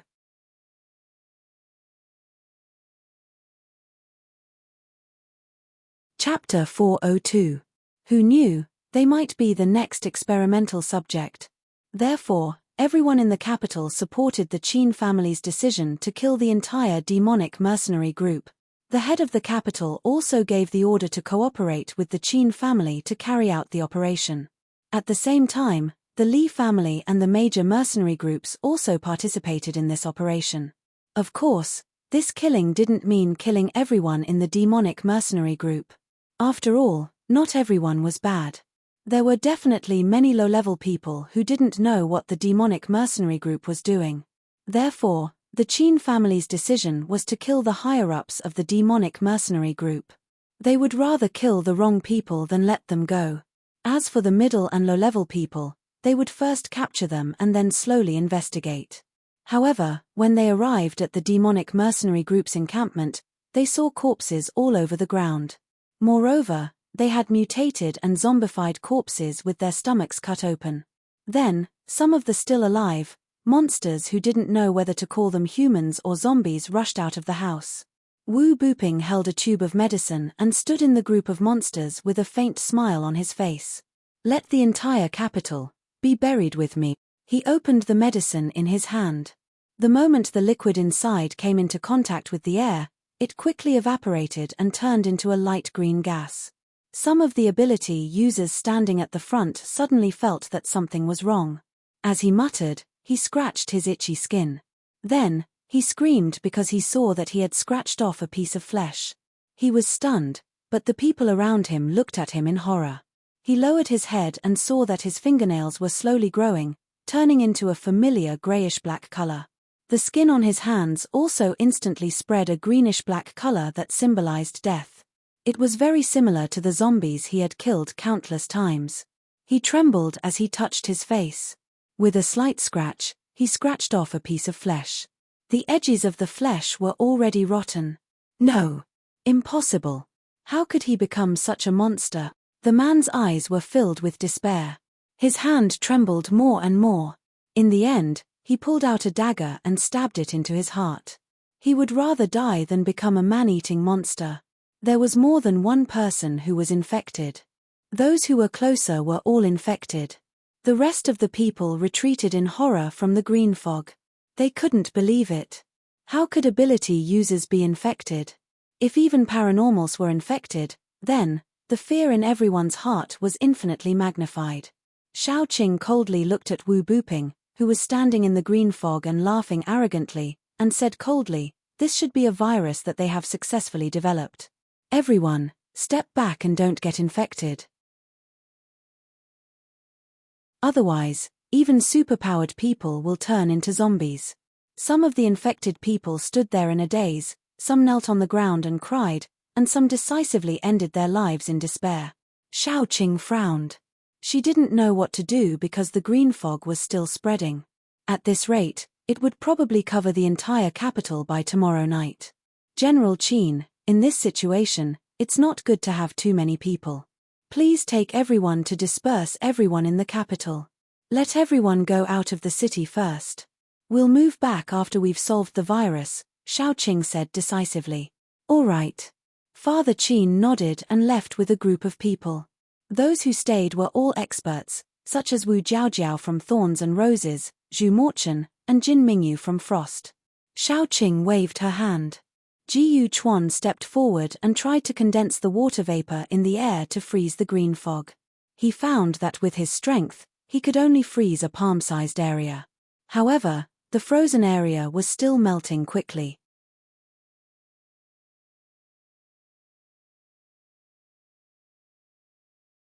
Chapter 403. Jiyu Chuan shook his head. His ice power couldn't deal with this strange virus. Wu Buping was slowly walking out. His face was full of malice. Even I can't control this virus. Give up. Even if I die, you'll die with me. Behind him, many babies crawled on the ground. Each of them had a part of their body that was zombified. They were all finished products or semi-finished products from previous experiments. Now, they were all released by him. Go, he said fiercely.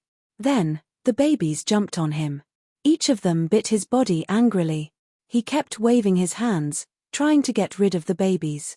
He also made frightened sounds. Xiaoqing rolled up her sleeves and looked at him expressionlessly. What was the saying? Cleverness overcomes cleverness. Reap what you sow. Wu Buping had a lot of flesh bitten off, but it would slowly grow back. He had injected himself with the virus. Xiaoqing looked carefully. She felt that the babies couldn't kill Wu Buping in a short time. At this time, a little girl walked out of the green fog. She was wearing a loose hospital gown. She had a pair of big, innocent eyes. She appeared beside Wu Buping and slowly reached out her hand. Even if she stood on her tiptoes, she could only reach Wu Buping's chest. The girl frowned. Then, she put her hand into Wu Buping's body. She grabbed his heart and pulled. Wu Buping was so scared that he bent over. Finally, she twisted Wu Buping's neck happily. She tore off Wu Buping's head and held it in her hand. Then, she danced like she was holding a favorite toy. The babies who had eaten Wu Buping's body surrounded her and lay on the ground obediently. The people who saw this scene couldn't help but shudder, even if they hated Wu Buping. Xiaoqing knew very well that this girl was probably one of Wu Buping's experimental subjects. She was probably the only one who had succeeded in the legend. Wu Buping thought that he could control these experimental subjects, but in the end, he was bitten by them.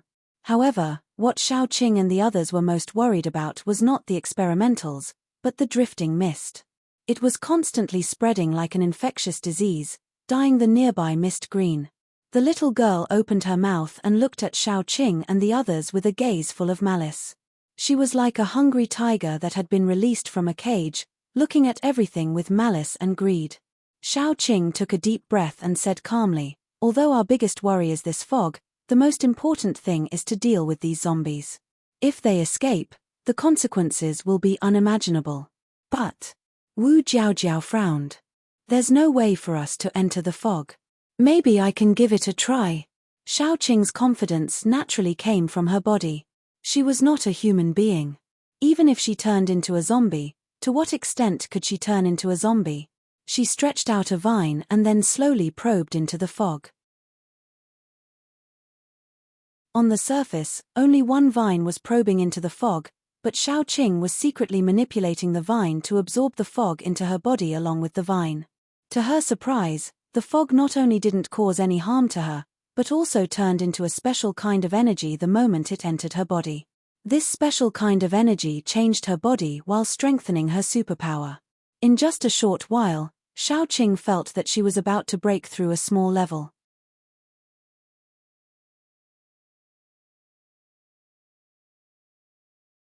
Chapter 404. I'm a wood-powered paranormal. I have a plant that looks like a jellyfish. When it's released, it wraps me in the middle and isolates me from all the poisonous gas. Xiaoqing spouted nonsense with a straight face. I want to try and see if I can isolate this kind of fog as well. Be careful. Jiyu Panpan, who knew Xiaoqing well, said seriously. Xiaoqing deliberately stretched out her hand in front of everyone. She put her hand into the fog. After a long time, nothing happened. Everyone heaved a sigh of relief, looking at Xiaoqing's gaze as if they were looking at their savior. Xiaoqing continued to talk nonsense seriously. With my current strength, I can only protect one person like me from this kind of fog. So, except for me and Dai, you all go out. Judging by the speed of the fog, the whole yard will be covered soon. You all wait for us outside. They looked at each other, nodded, and went out. Xiaoqing, who had fooled everyone, went into the fog with Dai. When she went in, she told Dai to see if he could absorb the fog to strengthen himself. Then, the two of them went in happily. The girl didn't expect that Xiaoqing could come in. She was planning to eat that person first. Xiaoqing and Dai came in. The girl let out a shrill roar, and the babies were the first to pounce on her. Actually, they were all innocent. Before they were born, their chance to live had been taken away by someone else, and they had been transformed into such monsters. But Xiaoqing had no choice but to kill them, because if she didn't kill them, more people would die in their hands in the future. Don't forget, these baby-like zombies can't control their desires, they can eat people. So, Xiaoqing and Dai didn't show any mercy when they attacked. These baby zombies were not weak. The weakest one was at the peak of level 3, and the strongest one was at level 4. However, they were useless in front of Xiaoqing. Soon, Xiaoqing and Dai killed more than half of them. The little girl zombie saw that the situation was not good, so she rushed over immediately. She was probably a paranormal when she was alive, and her power was strange. She could mist her body quickly. When she turned into a cloud of mist, her speed would become very fast. Then, she would condense into a solid body and appear in front of Xiaoqing. When she was fatally injured, she would turn into a cloud of mist again. In this way, Xiaoqing couldn't hurt her at all.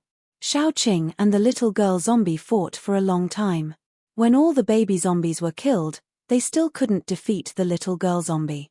She wasn't as strong as Xiaoqing, but her power was too strange. Zombies had a strong recovery ability, so Xiaoqing couldn't do anything to her in a short time. Seeing that the fog had already spread out, Xiaoqing was a little anxious. She suddenly attacked, temporarily freezing the space around the little girl, and then attacked the little girl.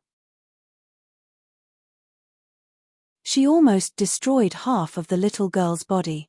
The little girl became crazy. She suddenly turned into a cloud of red mist and rushed to Xiaoqing. The whole cloud of red mist had a sense of madness. Dai seemed to have found something. She quickly threw herself at Xiaoqing. Then, with a loud sound, the cloud of red mist exploded when it touched Dai. The power of the explosion was very strong. The little girl, who only had a small half of her body left, took the opportunity to run away. When the power of the explosion calmed down a little, Xiaoqing immediately stood up and held Dai in her arms. She eagerly checked Dai's body. Dai's back had no flesh at the moment. She could even see his spine and the internal organs inside. What was more terrible was that Dai didn't recover. If it was in the past, his wounds would definitely heal slowly. But this time, Xiaoqing checked for a long time, but the wounds didn't heal by themselves. Xiaoqing was so distressed. She didn't have time to absorb the mist. She found a piece of clothing from the space and wrapped it around Dai. Then, she ran out with Dai in her arms. She was so fast that the people waiting outside only felt a gust of wind in front of their eyes. Then, she disappeared. Xiaoqing only left a sentence: one escaped. In fact, it was killed. Everyone was speechless.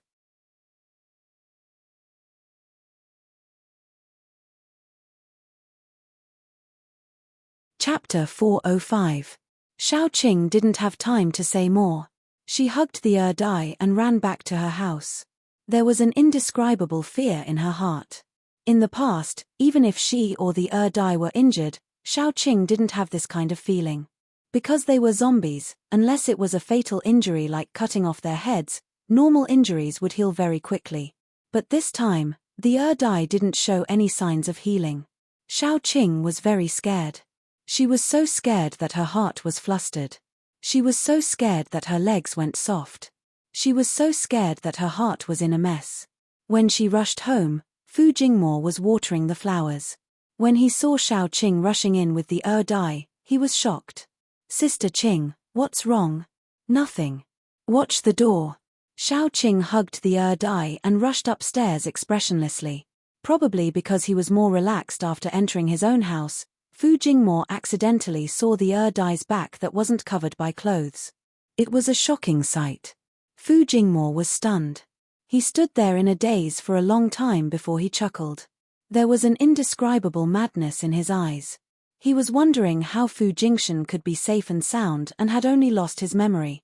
It turned out that Fu Jingshan was no longer human. He held the kettle in his hand. His eyes were filled with uncontrollable jealousy. Fu Jingshan, oh Fu Jingshan. When he was alive, he took everything from him. Now that he was dead, he still wanted to fight with him. He couldn't accept it. Why did all the good things belong to Fu Jingshan? Why did everyone like Fu Jingshan? Why did Fu Jingshan not have to do anything to get the things that he couldn't get no matter how much effort he put in? Why? He and Fu Jingshan had the same face, but Xiaoqing would rather like a zombie than look at him. Fu Jingmo's eyes gradually turned from crazy jealousy to cold and bloodthirsty. A zombie. He wasn't even a human. What did he have to fight with him? Fu Jingshan, you should have died long ago. So this time, you should die quietly. Whatever you have, I will take over for you. Xiaoqing carried dai to the second floor and carefully put him on the bed. She removed his coat, but the shocking wound still showed no signs of recovery. Xiaoqing observed carefully and discovered that his wounds were actually recovering. However, there was a special power that was destroying his wounds at the same time as they were recovering. Every time the wound healed a little, it would immediately be destroyed, so it looked like it hadn't healed at all. She was extremely anxious. When she turned around, she realized that Yang Qiyu and the others were not back yet. She rushed out like a gust of wind and carried Yang Qiyu back. "Quick, take a look. What's wrong with him?" Yang Qiyu was carried so hard that he couldn't breathe. He wanted to joke with Xiaoqing with a bitter smile, but he saw the huge wound on dai's back. He didn't like dai very much. He was jealous that dai had Xiaoqing's heart. Sometimes, he would secretly complain about him. However, he never thought of letting dai die because Xiaoqing would be sad. Moreover, dai loved Xiaoqing very much. He was willing to protect Xiaoqing with his life. Yang Qiyu could see that. Therefore, even if he was crazy with jealousy, Yang Qiyu didn't do anything to dai. On the contrary, when he saw dai's serious injury, his first reaction was to think about how to help dai. After Xiaoqing told Yang Qiyu about her discovery, Yang Qiyu gritted his teeth and said, "I need some time to do research because I'm not sure what the power in his wounds is." Xiaoqing nodded and said, "Just do your research. Dai should be able to hold on for a while."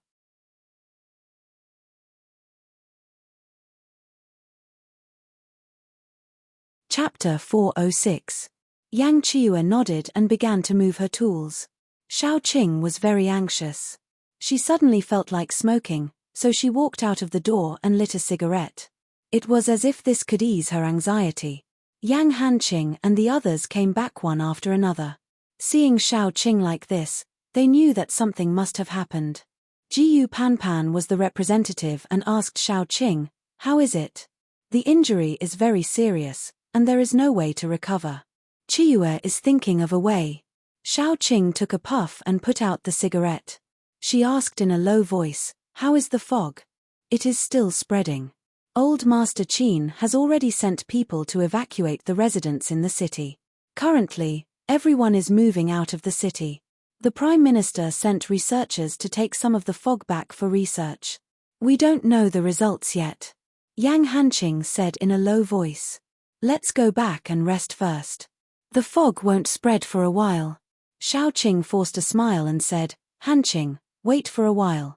The others looked at each other and left. Only Yang Hanqing was left. Shaoqing put out the cigarette, but the remaining half was still between her fingers. She twirled the cigarette and said, I have a bad feeling. Hanqing, if something happens in the future and I am not by your side, go directly to Jiang City. I believe that there are more zombies. Although they are no longer human, they are more trustworthy than humans, it won't happen. Yang Hanqing grabbed Shaoqing's hand. After holding it, he felt that he was too impulsive. However, he couldn't bear to let go of that warm and soft hand. Listen to me. I'm not saying that something bad will definitely happen in the future, but it's better to be safe than sorry. After all, this is a very good escape route. Yinyi is a good person. She said in a low voice, people should always think more. Yang Hanqing silently agreed. Shaoqing continued, in this post-apocalyptic world, no one can say for sure how long they can live. I'm always worried that if one day something really happens, my son will be entrusted to you. Yang Hanqing suppressed the bitterness in his heart and whispered, nothing will happen. In order to reassure Shaoqing, he added, I will protect the baby. Then I'm relieved. You should also go and rest, Shaoqing said. Yang Hanqing reluctantly let go of his hand and slowly left. After he left, Shaoqing leaned against the windowsill and closed her eyes. She was exhausted. From the apocalypse until now, she had to shoulder the safety of everyone around her. Sometimes, she was so tired that she wanted to cry, but when she saw the gentle and happy eyes of the people around her, she would have the strength to grit her teeth and continue to bear it. Since a long time ago, her instructor had said that she was a person who liked to carry everything on her own. Living like this would be very difficult and tiring. If possible, Shaoqing also hoped that there would be someone who could share the burden with her. However, most of the time, she would not think too much. She would only grit her teeth and walk forward, opening a path for Dai and the others. At this time, she understood Yang Qiue's masochistic tendencies. When she was very tired and bitter, her temper would become very bad. However, she would not vent her anger on the people around her. If she held it in for too long, she would become a pervert. No wonder Yang Qiue always said that the two of them were a match made in heaven. Thinking about it this way, it was indeed true. Shaoqing thought about a lot of things. In the end, she decided to go out for a walk. She went to the place where the fog was spreading and tried to absorb the fog. This kind of fog could indeed be absorbed and was very beneficial to her. However, her absorption speed was not as fast as the speed of the fog spreading. Secondly, she could not expose this fact. After absorbing for a while, Shaoqing had a flash of inspiration and summoned out her family's Meng Meng's little vine. Just as she expected, once the vine plunged into the fog, it began to absorb the fog. Several vines were like several transportation pipes, unceasingly transporting the fog into her body, and the speed was indeed much faster.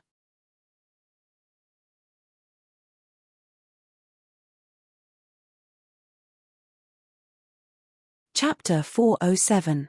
After absorbing for a while, she stopped. She couldn't absorb it secretly like this. She had to find an opportunity to let everyone know that she had a way to deal with the fog. Then, she would deal with it openly. Otherwise, it would be very disadvantageous for her if she was discovered. After looking at the fog, Shaoqing went out of the city again. Along the way, she saw many people moving out. They were moving all their valuables and belongings out. Many tents had been set up in the open space outside the capital. Those people were temporarily living in these tents. If the fog could be dealt with before it spread out of the city, they could move back directly. If the fog couldn't be dealt with before it spread out of the city, they would have to move further away. Everyone looked worried. After all, they had settled down and no one wanted to be homeless again. Moreover, according to the researchers, if there was no way to suppress the fog, it could even spread to the whole world. As long as there was enough time, this possibility was very high. The first to be completely submerged would definitely be China. This was because the fog contained a kind of devouring virus. It could assimilate the air and then spread out continuously. Father Qin was leading people to settle down the ordinary people who had just left the city. Qin Zishi was also leading a small team of guards to patrol around. Then, Shaoqing met the #1 chief for the first time. The chief looked to be in his 40s. His eyebrows were very gentle and had a scholarly air. However, Shaoqing knew that no one who could sit in this position was simple. Especially after Doomsday, they could still hold their position. He seemed to want to get to know Shaoqing. Shaoqing was worried about Dai, so she went back after chatting for a while. The next day, Old Master Qin sent a message. The group of old fellows in the research institute had studied it all night. The final conclusion was that it couldn't be suppressed. This was because they couldn't find anything that could restrain the fog. No wonder Wu Buping said before he died that he wanted the whole world to be buried with him. Presumably, there was no antidote for this virus since it was developed. That was why Wu Buping didn't dare to use it until he was about to die.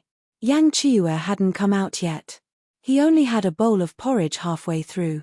When he came out, his eyes were dark. As he ate the porridge, he was calculating something. After finishing the porridge at the door, he plunged into the room again. Shaoqing couldn't help at all. She felt more and more annoyed. At this time, she realized that her relationship with Dai was not as simple as family. She liked Dai and Yang Qiue. Once she admitted it, Shaoqing felt inexplicably relieved. In fact, she had always known it, but she just didn't dare to admit it. Shaoqing really wanted to laugh at herself for being so timid.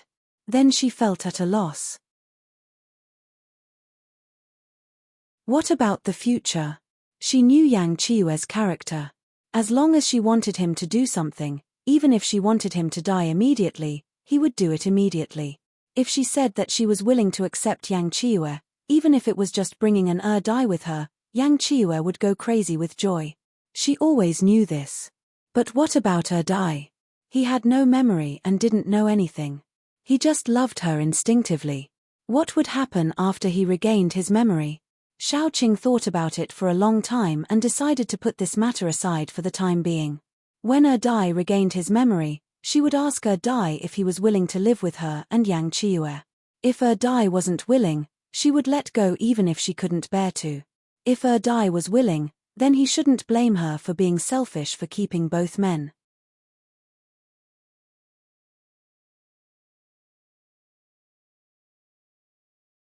Chapter 408. As for what the world would think of her, was that important? She was living for herself and for the people she cared about. After thinking through this, Shaoqing felt much more relaxed. She had taken her revenge. All that was left was Fu Jinling, who didn't know what was good for her. If she met her in the future, she could just kill her. Everyone in her family had the ability to protect themselves. Even if something happened to her one day, they would still be able to live well. She didn't need to worry about this anymore. She also thought through the matter between Dai and Yang Qiue. She felt that her life was almost complete. After dragging it on for another day, Shaoqing felt that she couldn't drag it on any longer. Then, she went to look for the bureau chief and went straight to the point. I have a way to suppress the fog. As for whether I can get rid of the fog, I'm not sure. The bureau chief asked very seriously, will it harm you? Shaoqing shook her head and continued to make up nonsense. I'm not sure either. But I have a kind of ability that was given to me by my plants. That is purification. I can absorb the fog into my plants and then slowly purify it. Although the speed is a little slow, it's still faster than the speed at which the fog spreads. The bureau chief grabbed Shaoqing's hand and said, I thank you on behalf of the entire country.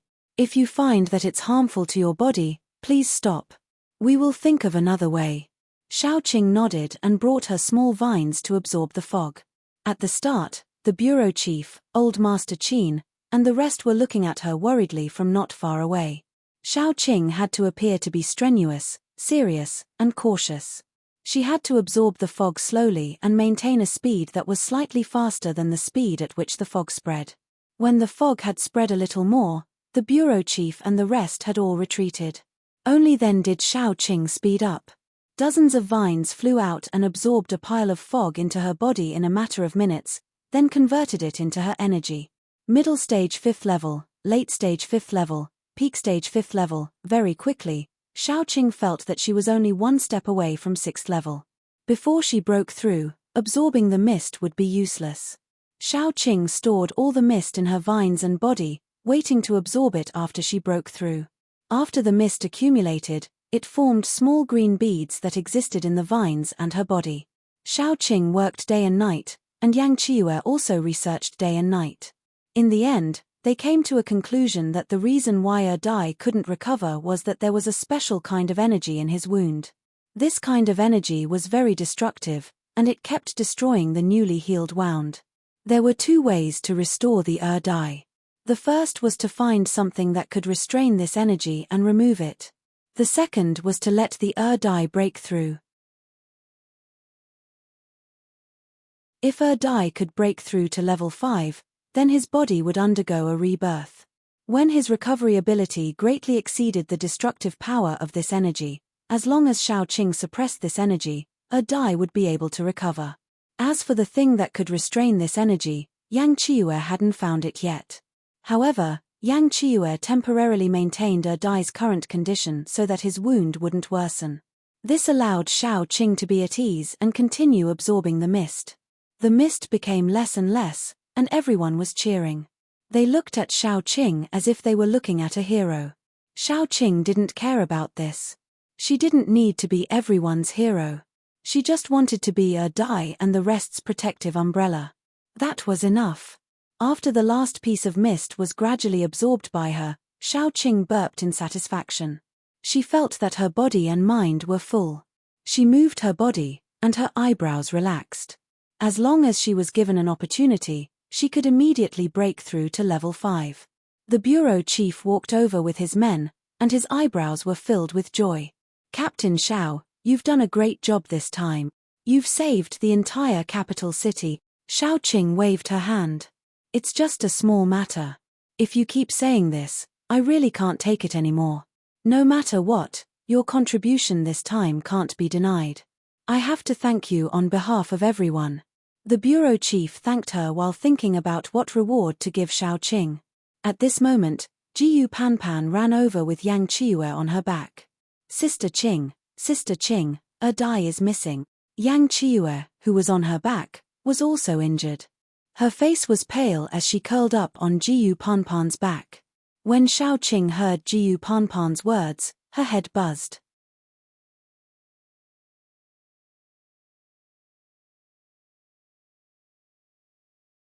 Chapter 409.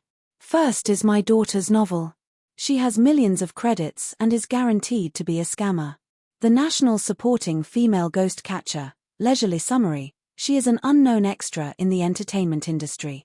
She goes to the set every day just to get food. She is the last heir of the Yin-Yang family. She failed to guide the soul and died. After her rebirth, she became the daughter of the Jiang group. She has a father who is obsessed with his daughter and 3 brothers who are obsessed with her sister.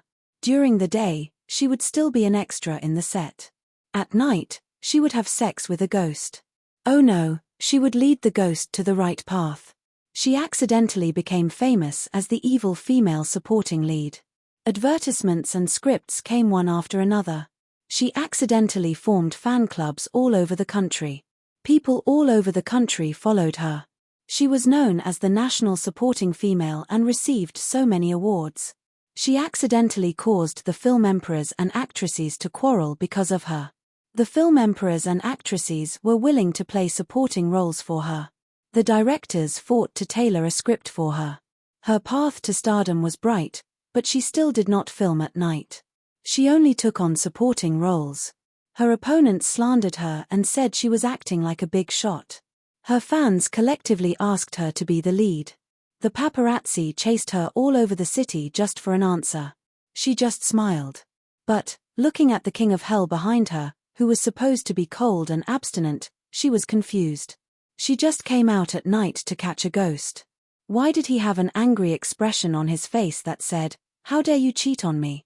Then there is Maya Tun. She just finished a long novel. Needless to say, she is also very cute and easy to tease. The Transmigration Country Queen Shong, refreshing a Tun summary. Unfortunately, she just took a nap on the plane.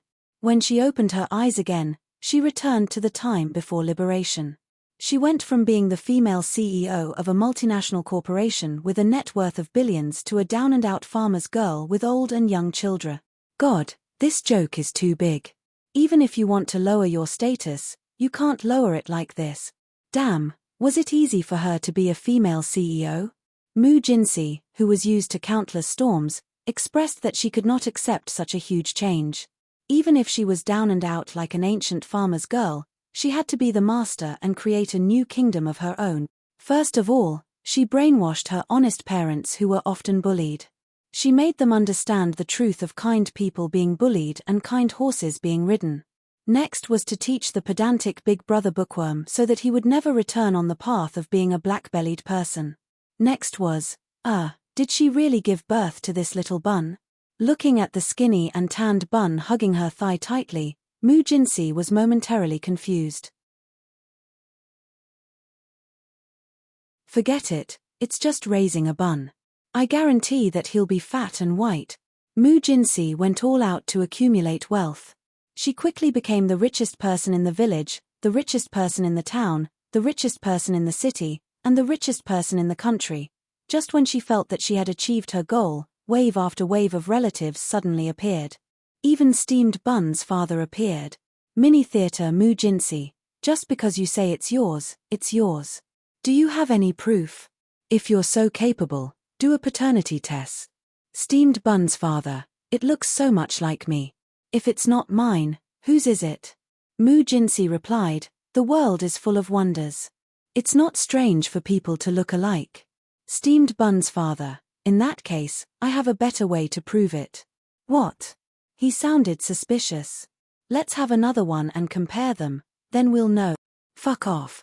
Finally, it was Meng Meng Ching Ching, Huang Ruo Meng, when Yun, you can tease her as you wish, the seductive wife of marriage, stop fooling around by when Yun Shuiqing introduction, beautiful, sexy, and seductive. She is a third-rate supporting actress in front of the big screen. In the TV series, she is known as the mistress, lover, and bad woman. She is a vixen in the eyes of the audience. He is the CEO of the Imperial Entertainment Group, the youngest billionaire on the Forbes list. He is cold, noble, and powerful. He controls the economic lifeline of the city of Brisk. He is cold and emotionless, but he loves her to the bone. One day, bodyguard, sir, the young madam said that you are old meat and she likes fresh meat. She wants to divorce you. Man, she dares. That night, I heard that you want to divorce me. Yes. You really want to divorce me? Yes. He walked forward slowly, and his gaze swept past the magazine on the side. His devilishly charming face was filled with suppressed anger, and his cold fingers gently pinched her chin. Because of this man? Yes. Woman, are you challenging my bottom line? She raised her eyes and was fearless. Yes. Veins popped out of his skin. His thin lips curled up and he tore off her dress. I will make you make sounds other than yes. Purple marks appeared all over her body. She was taken aback. The divorce was unsuccessful. She ran away from home. Bodyguard, sir, something bad has happened. The young madam is missing. Man, how dare she? Many years later, she returned as the queen of movies. As soon as she got off the plane, she was forced into a corner. Where do you think you're going with my seed? To get married? Can't I? Woman, don't forget. You are my wife. Unless you want to commit bigamy. The man leaned against the wall with one hand and squinted his dark eyes dangerously. Within a few days, a marriage advertisement had spread to every corner of the city of Brisk. Mother of Stars, the Yu family, was looking for a husband for all the single men in the city with a dowry of 100 million. The man stood up abruptly and his face turned green. Shenwanhuan, how dare you? He wanted to see who dared to marry his woman. Cohabitation. Hey, are you asleep? The woman patted his shoulder. The man looked up but didn't make a sound. Are you really asleep? The woman didn't give up and continued to harass him. There was still no response. The woman poked him again. The man finally lost control and pressed the woman under him. If you're not sleepy, then don't sleep. Ooh. Her words of resistance turned into soft moans. Oh, that's not it. She just wanted him to go over the script with her. Cutie bow at the dinner table, a certain baby pouted and complained, Mom's cooking sucks. That's true. Little Flying Sky doesn't even eat your mom's cooking. A certain dad couldn't help but complain. Little Flying Sky was their family dog. Sucks. Then why did you finish it all? A certain mom was angry. Dad's cooking is worse than a dog's, a certain baby said. Finally, she brought up a new story for the baby. Rumored best actor spoils his husband to the bone.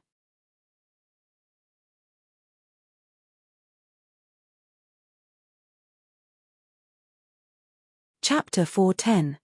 Dai was still taking care of her wound. Why did she suddenly disappear?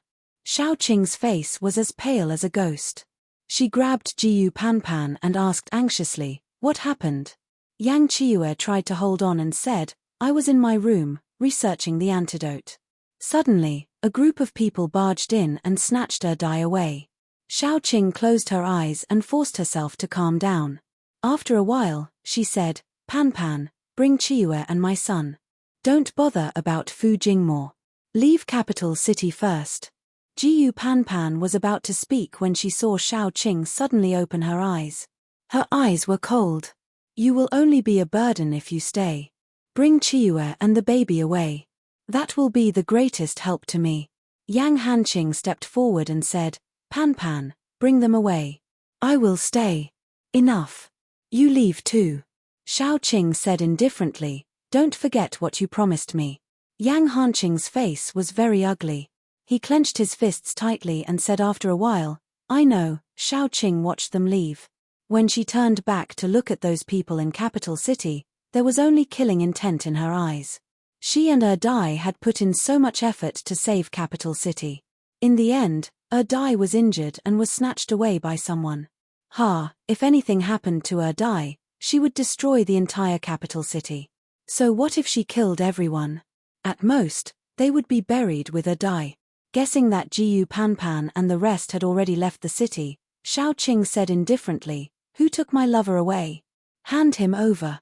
The bureau chief was stunned and said, what happened? At this moment, the Li family members who were standing at the side stood out. What happened? Let me say it. The woman standing in front of you is not a hero at all. The man beside her is a zombie. I'm afraid this incident was caused by her. No matter how shocked everyone was, Xiaoqing just stared at the man from the Li family. Are you the one who kidnapped my lover? Hand him over. The bureau chief frowned and said to the man from the Li family, if you took her away, then bring her back. This must be a misunderstanding. Old Master Qin also said coldly, Li Yaowu, we all know who's behind this. Don't throw dirty water on Xiaoqing. Hand him over first. The man from the Li family said, Qin, you're with her, aren't you?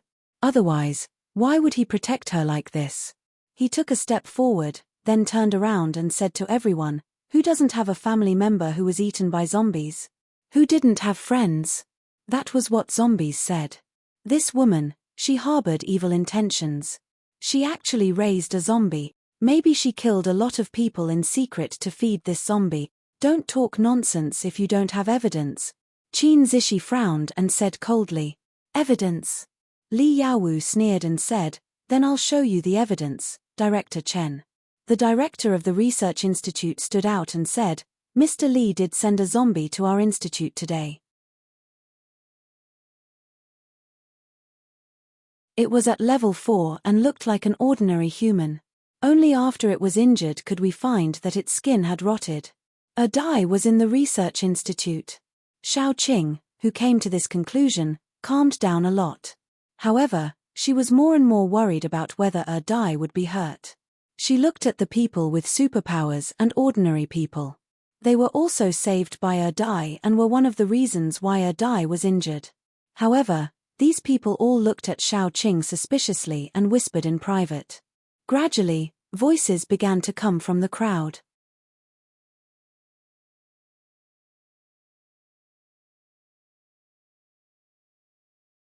Chapter 4:11. Saving people? I don't think she has any good intentions. Maybe she was the one who created the green fog. Otherwise, why can't others cure it, but she can? Which good person would raise a zombie? I think there must be something wrong with her. Do you think she will really catch people alive and feed them to zombies? Shao Qing was a little disappointed, but only a little. She didn't have any hope for the so-called human nature. Even if she absorbed the fog with the intention of strengthening herself, she still saved everyone. But the kindness of saving lives couldn't be compared to a few words of sowing discord. Shao Qing was very calm. Are you done?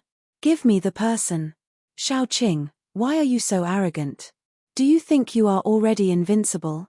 Li Yaowu said coldly, let me tell you, if you can step out of the capital today, my name will be written upside down. If you dare to touch Shao Qing today, my name will be written upside down. Old Master Qin also stepped forward and said expressionlessly. He believed that Shao Qing was definitely not a bad person. No matter whether Dai was a zombie or not, at least one thing was certain, and that was that Dai and Shao Qing were the saviors of the entire capital. No matter what, people couldn't forget their roots and couldn't be ungrateful. Even if he didn't know Shao Qing before, he couldn't do something like turning around and attacking his benefactor. Moreover, he and Shao Qing were friends despite the difference in age. Li Yaowu straightened his back in front of Old Master Qin for the first time. He raised his head and said, Old Master Qin, at this point, you still want to protect her? The bureau chief was the most embarrassed between the two. On one hand, he had a good impression of Shao Qing. On the other hand, he couldn't allow zombies to appear in the capital. The bureau chief said with a headache, how about this, Miss Shao, you go back with us first. We will talk about it after we investigate this matter clearly. Shao Qing just looked at Li Yaowu indifferently. I'll say it one last time. Hand over the Dai or die. In this big capital, no one can stop me from killing you. As long as you say no, I will let your blood splatter in 5 steps. Do you believe me? Shao Qing tilted her head slightly, a cold smile on her lips.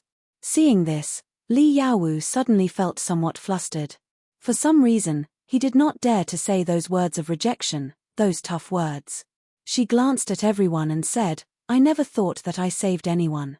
I just wanted to do it, so I did it. So from the beginning, I never thought of asking for anything in return. Even now, I'm still saying the same thing. Hand over my lover and I'll take him away. If you don't hand him over, it doesn't matter. At most, I'll turn the world upside down. Apart from the people she cared about, the life and death of everyone else always depended on her mood. Now, these people wanted to hurt her Dai. Then, they could not blame her for being ruthless. Li Yaowu was very flustered at first, but when he saw that the people around him were all high-level paranormals, he felt that he was too cowardly. So, he braced himself and said, maybe you have some conspiracy. You want to leave just because you want to? What kind of place do you think Jingju is? Shao Qing tore the space apart easily, then appeared in front of him and grabbed his neck. Suddenly, she stretched out her fingernails and inserted them into his flesh. As long as she used a little force, she could break Li Yaowu's neck bone. No one had expected Shao Qing to suddenly make a move. They had thought that Shao Qing was just joking. Even a level 5 paranormal couldn't kill Li Yaowu while he was under heavy protection, right? Then, Shao Qing easily grabbed Li Yaowu in her hand. She lifted Li Yaowu like a dead dog and said, "Take me to the Dai."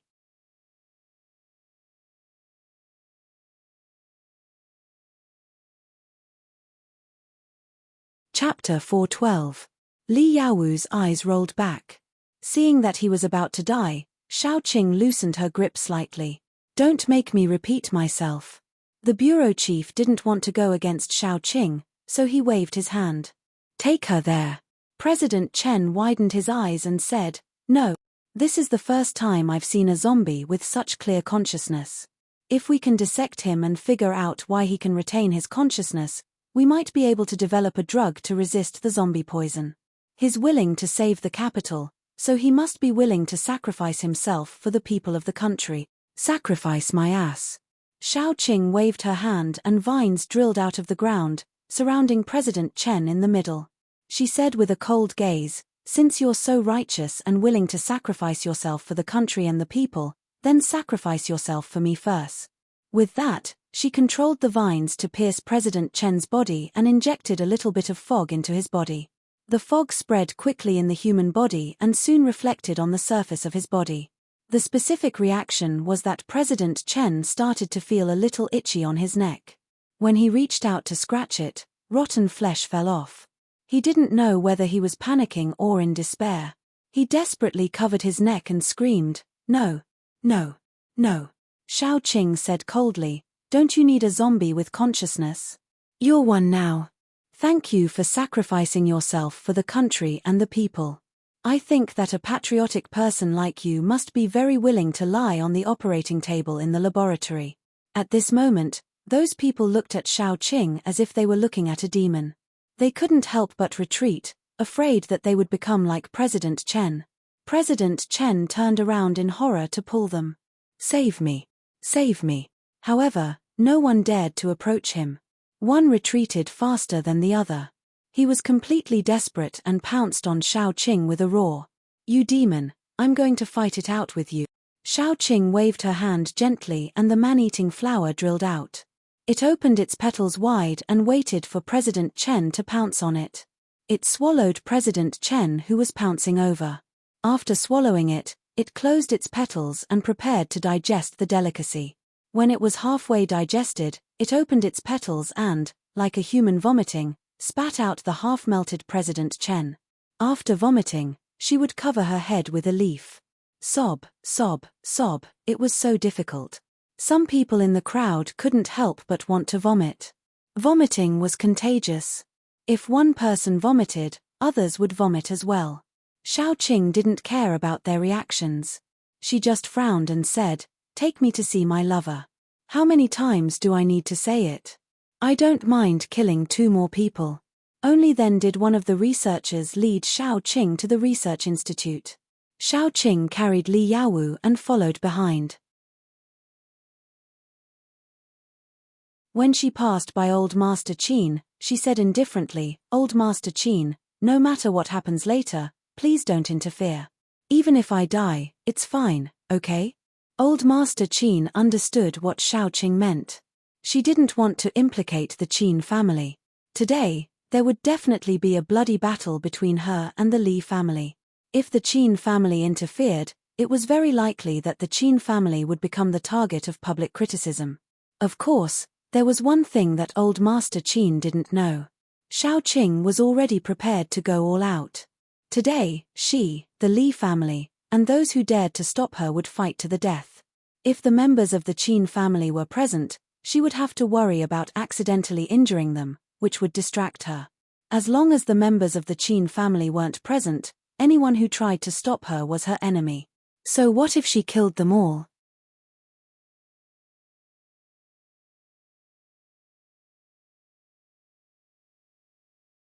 Chapter 413. The Research Institute was built in the middle of the capital.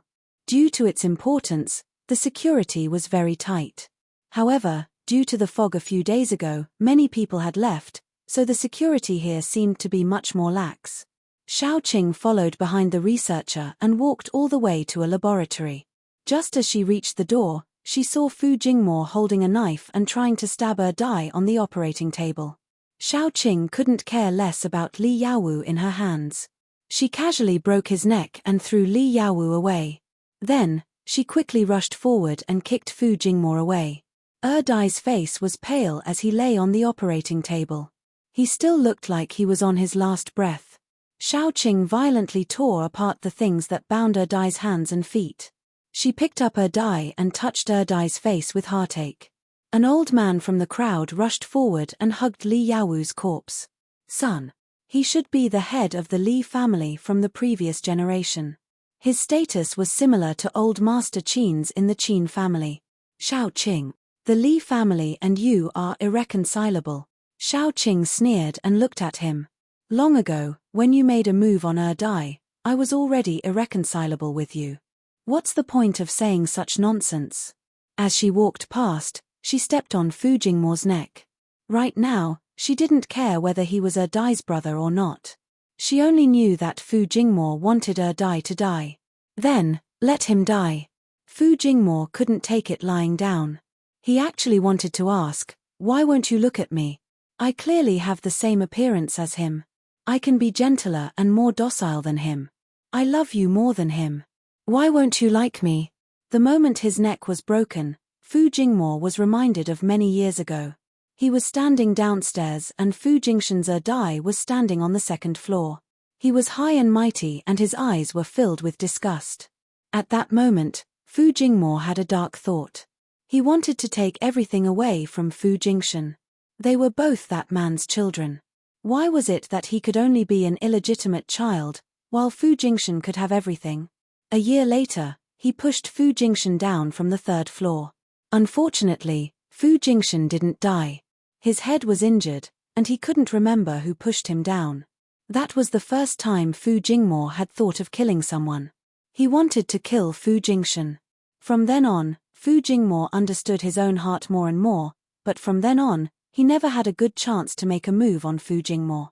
When the apocalypse came, Fu Jingmo pushed Fu Jingshan for the second time. This time, he pushed Fu Jingshan into a group of zombies. At that time, Fu Jingmo felt that no matter how lucky Fu Jingshan was, he could only be eaten by the zombies. Unfortunately, Fu Jingshan didn't know how many good deeds he had done in his previous life to save his luck. He didn't die and only became a zombie. Fu Jingmo felt that God was too unfair. He gave everything to Fu Jingshan, but he had nothing. Even if Fu Jingshan became a zombie in the end, he could still easily get Shao Qing's love. No matter how hard he tried, he couldn't get what he wanted. This must be God playing a joke on him. After Shao Qing casually killed Fu Jingmo, she walked towards the group of people behind her. She walked out leisurely, not worried about being stopped at all. She wasn't afraid at all. She walked leisurely as if she was taking a stroll. Old Master Li had just sent off his son. This was the most painful moment. He hugged his dead son and said with a heart-wrenching voice, "Today, if you can take one step out of the capital, then there is only one possibility. The Li family is all dead."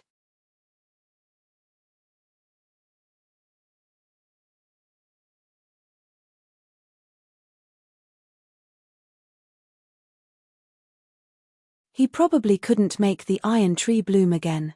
It was no wonder that Old Master Li wanted to fight Shao Qing to the death. But what was the use of risking his life?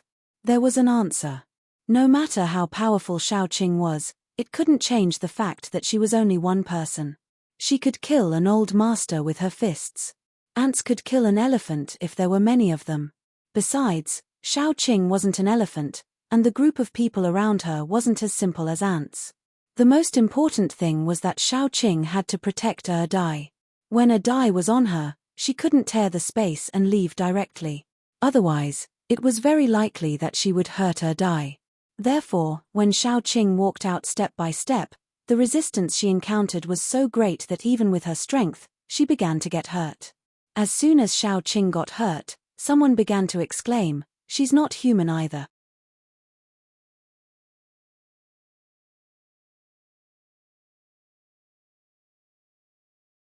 Chapter 4:15. Without blood, once injured, they would recover quickly. This was the characteristic of zombies. At this moment, everyone looked at Shao Qing in a different way. She was a powerful zombie who could talk and think. She looked like a human being. If she had bad intentions when she sneaked into the capital, she could have infected most of the people in the capital and turned them into zombies. It would have been easy for her to assassinate the leader. Shao Qing didn't care about the injuries on her body. She commanded the vines to cooperate with the space cracks and kept reaping the lives of the people. Maybe there were innocent people who were controlled by the Li family. But so what? Shao Qing didn't have time to distinguish who was good and who was bad. They could only say that they were unlucky to meet Shao Qing. That was all. Mr. Li was so angry that he vomited blood. He watched Shao Qing break through the encirclement little by little. The first thing he did was to send people to close the gate of the capital. Shao Qing couldn't get out. She could only die of exhaustion in the city. No matter how strong a person was, no matter how strong a zombie was, there would be a time when they would be exhausted. He didn't mind sacrificing people's lives. Even if he had to sacrifice people's lives, he had to keep Shao Qing. The Li family was finished the moment Li Yaowu died. Then Shao Qing would be buried with the Li family and his son. When she was not far from the gate, Shao Qing was already scarred. She carried the die and looked at the closed gate not far away. She had a headache. At this time, Shao Qing suddenly heard some unusual sounds. It seemed that many people were approaching the capital. There were also some people who didn't move in. They were crying and screaming in panic. Many people were banging on the city gate, trying to get it to open. Mr. Li's face changed. He quickly ordered people to go and see what was going on. Someone went up the wall and looked outside. He was so scared that he almost fell down. He rolled and crawled over, then said, No, zombies are surrounding the city. Why would zombies suddenly surround the city at this time? There were no signs at all. With the addition of Shao Qing, no matter how stupid Old Man Li was, he knew that the zombie siege had something to do with Shao Qing. He gritted his teeth and said, This must be Shao Qing's scheme. We must not open the city gates. But there are still thousands of people outside. The zombies are surrounding the city. If we don't let them in, they will all die. Someone whispered. A cold glint flashed across Old Master Li's eyes. He said firmly, No matter what, we can't open the city gates. He must kill Shao Qing today. No matter what, he had to kill Shao Qing. At this time, many people rushed over from the city. The leaders were none other than Zhu Morchen and Qin Zishi. They said expressionlessly, Open the city gates. Let the people outside in. Old Master Li led his men to block Shao Qing and the others. He said coldly, Who dares to open the city gate? Although he was very resolute, the people under him were already wavering. They all whispered, Don't worry. There are tens of thousands of our own people outside the city. It's too cruel to leave them outside. Open the city gates. My brother is still outside. That's right, my second aunt is also outside.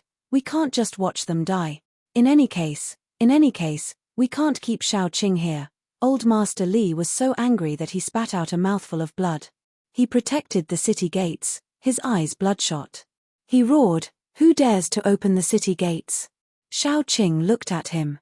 After a while, she said, So a person's selfishness is this scary. A person like you can't even compare to a demon like me, so you can also go die. As soon as she finished speaking, Old Master Li suddenly twitched. Then, he knelt on the ground. Many green sprouts drilled out of his 7 orifices. He didn't know when, but Shao Qing had planted Dodder in his body. After Old Master Li died, no one stopped Qin Zishi and the others from opening the gates. The heavy city gates slowly opened. Shao Qing raised her head and saw many familiar people standing among the zombies. The one at the front was actually Yin Yi. Compared to the humans who were pointing their swords at them, the zombies were actually so cute.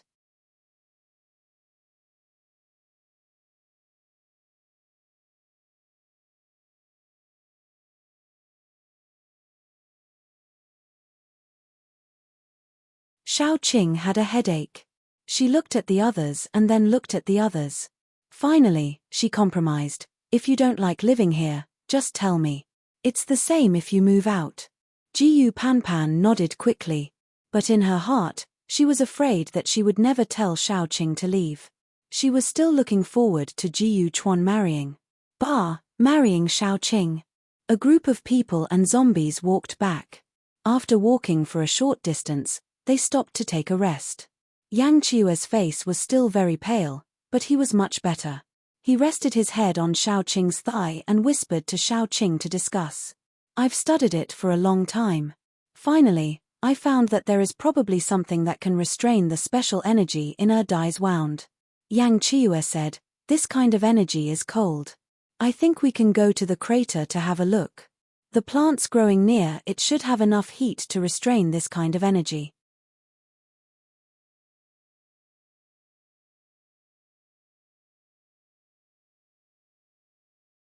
Chapter 417. There was nothing invincible in the world. No matter how powerful something was, it would have its nemesis. They just hadn't found it yet. Xiao Qing gritted her teeth and said, "Can Dai maintain his current condition?" Yang Chiue continued, "No problem. With me around, his life won't be in danger for the time being.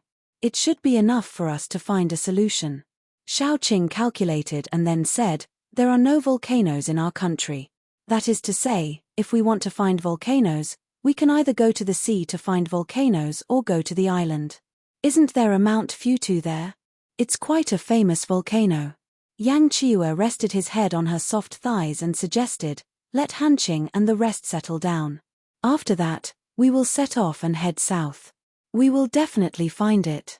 If we can't find it, we can go to Japan." Xiao Qing nodded and said, "You don't have to go this time. Stay at home and help me take care of my son." Xiao Qing was actually selfish. Yang Chiue and Little Bun had always been on bad terms. Xiao Qing hoped that Yang Chiue could improve their relationship. After all, she was sure that she liked Yang Chiue and Yang Chiue liked her too. They would definitely be together in the future. If Yang Chiue and Little Bun didn't get along well, she would have a headache being stuck in the middle. Yang Chiue refused without hesitation. "No, I have to go with you this time no matter what. Firstly, Dai's condition is uncertain. If I don't go with you, what will you do if his condition suddenly worsens? Secondly, do you know what kind of plant can restrain the evil energy in his wound? Don't tell me you can bring some back. I will go with you. We can try a few more times and study it. Maybe we can solve it on the spot and everyone will be happy." Xiao Qing stroked his short hair helplessly and said softly, "But you are injured too." "My injury isn't serious. I can recuperate as we go.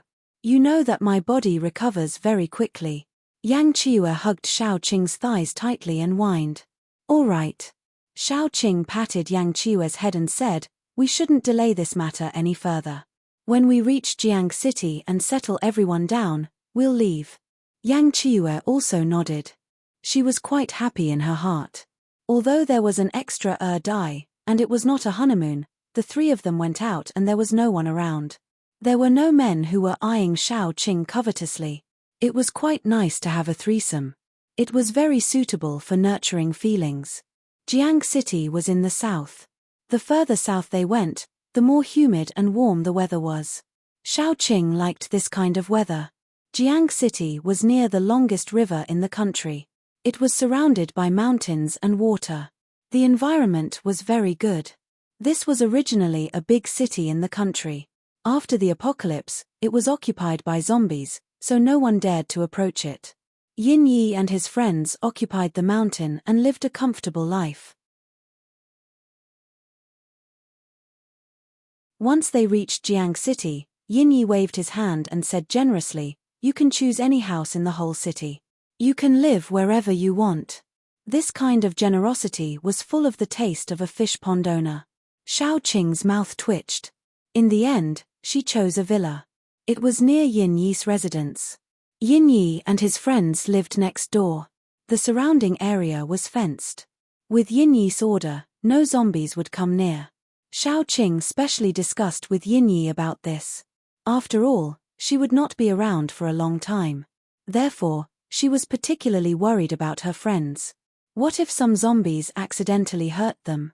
Yin Yi solved this problem quickly. He left the scent of a zombie king on Yang Hanqing and the others. In this way, no bold zombies would dare to attack Yang Hanqing and the others. You're tuning in to the Dreamy Chapters YouTube channel. We're so grateful for your support and don't forget to subscribe to join us on this incredible journey through captivating stories. Your generosity through donations truly makes a world of difference, as it's the primary source of revenue that allows me to expand and enhance this channel for you. Thank you from the bottom of my heart for being a part of this adventure.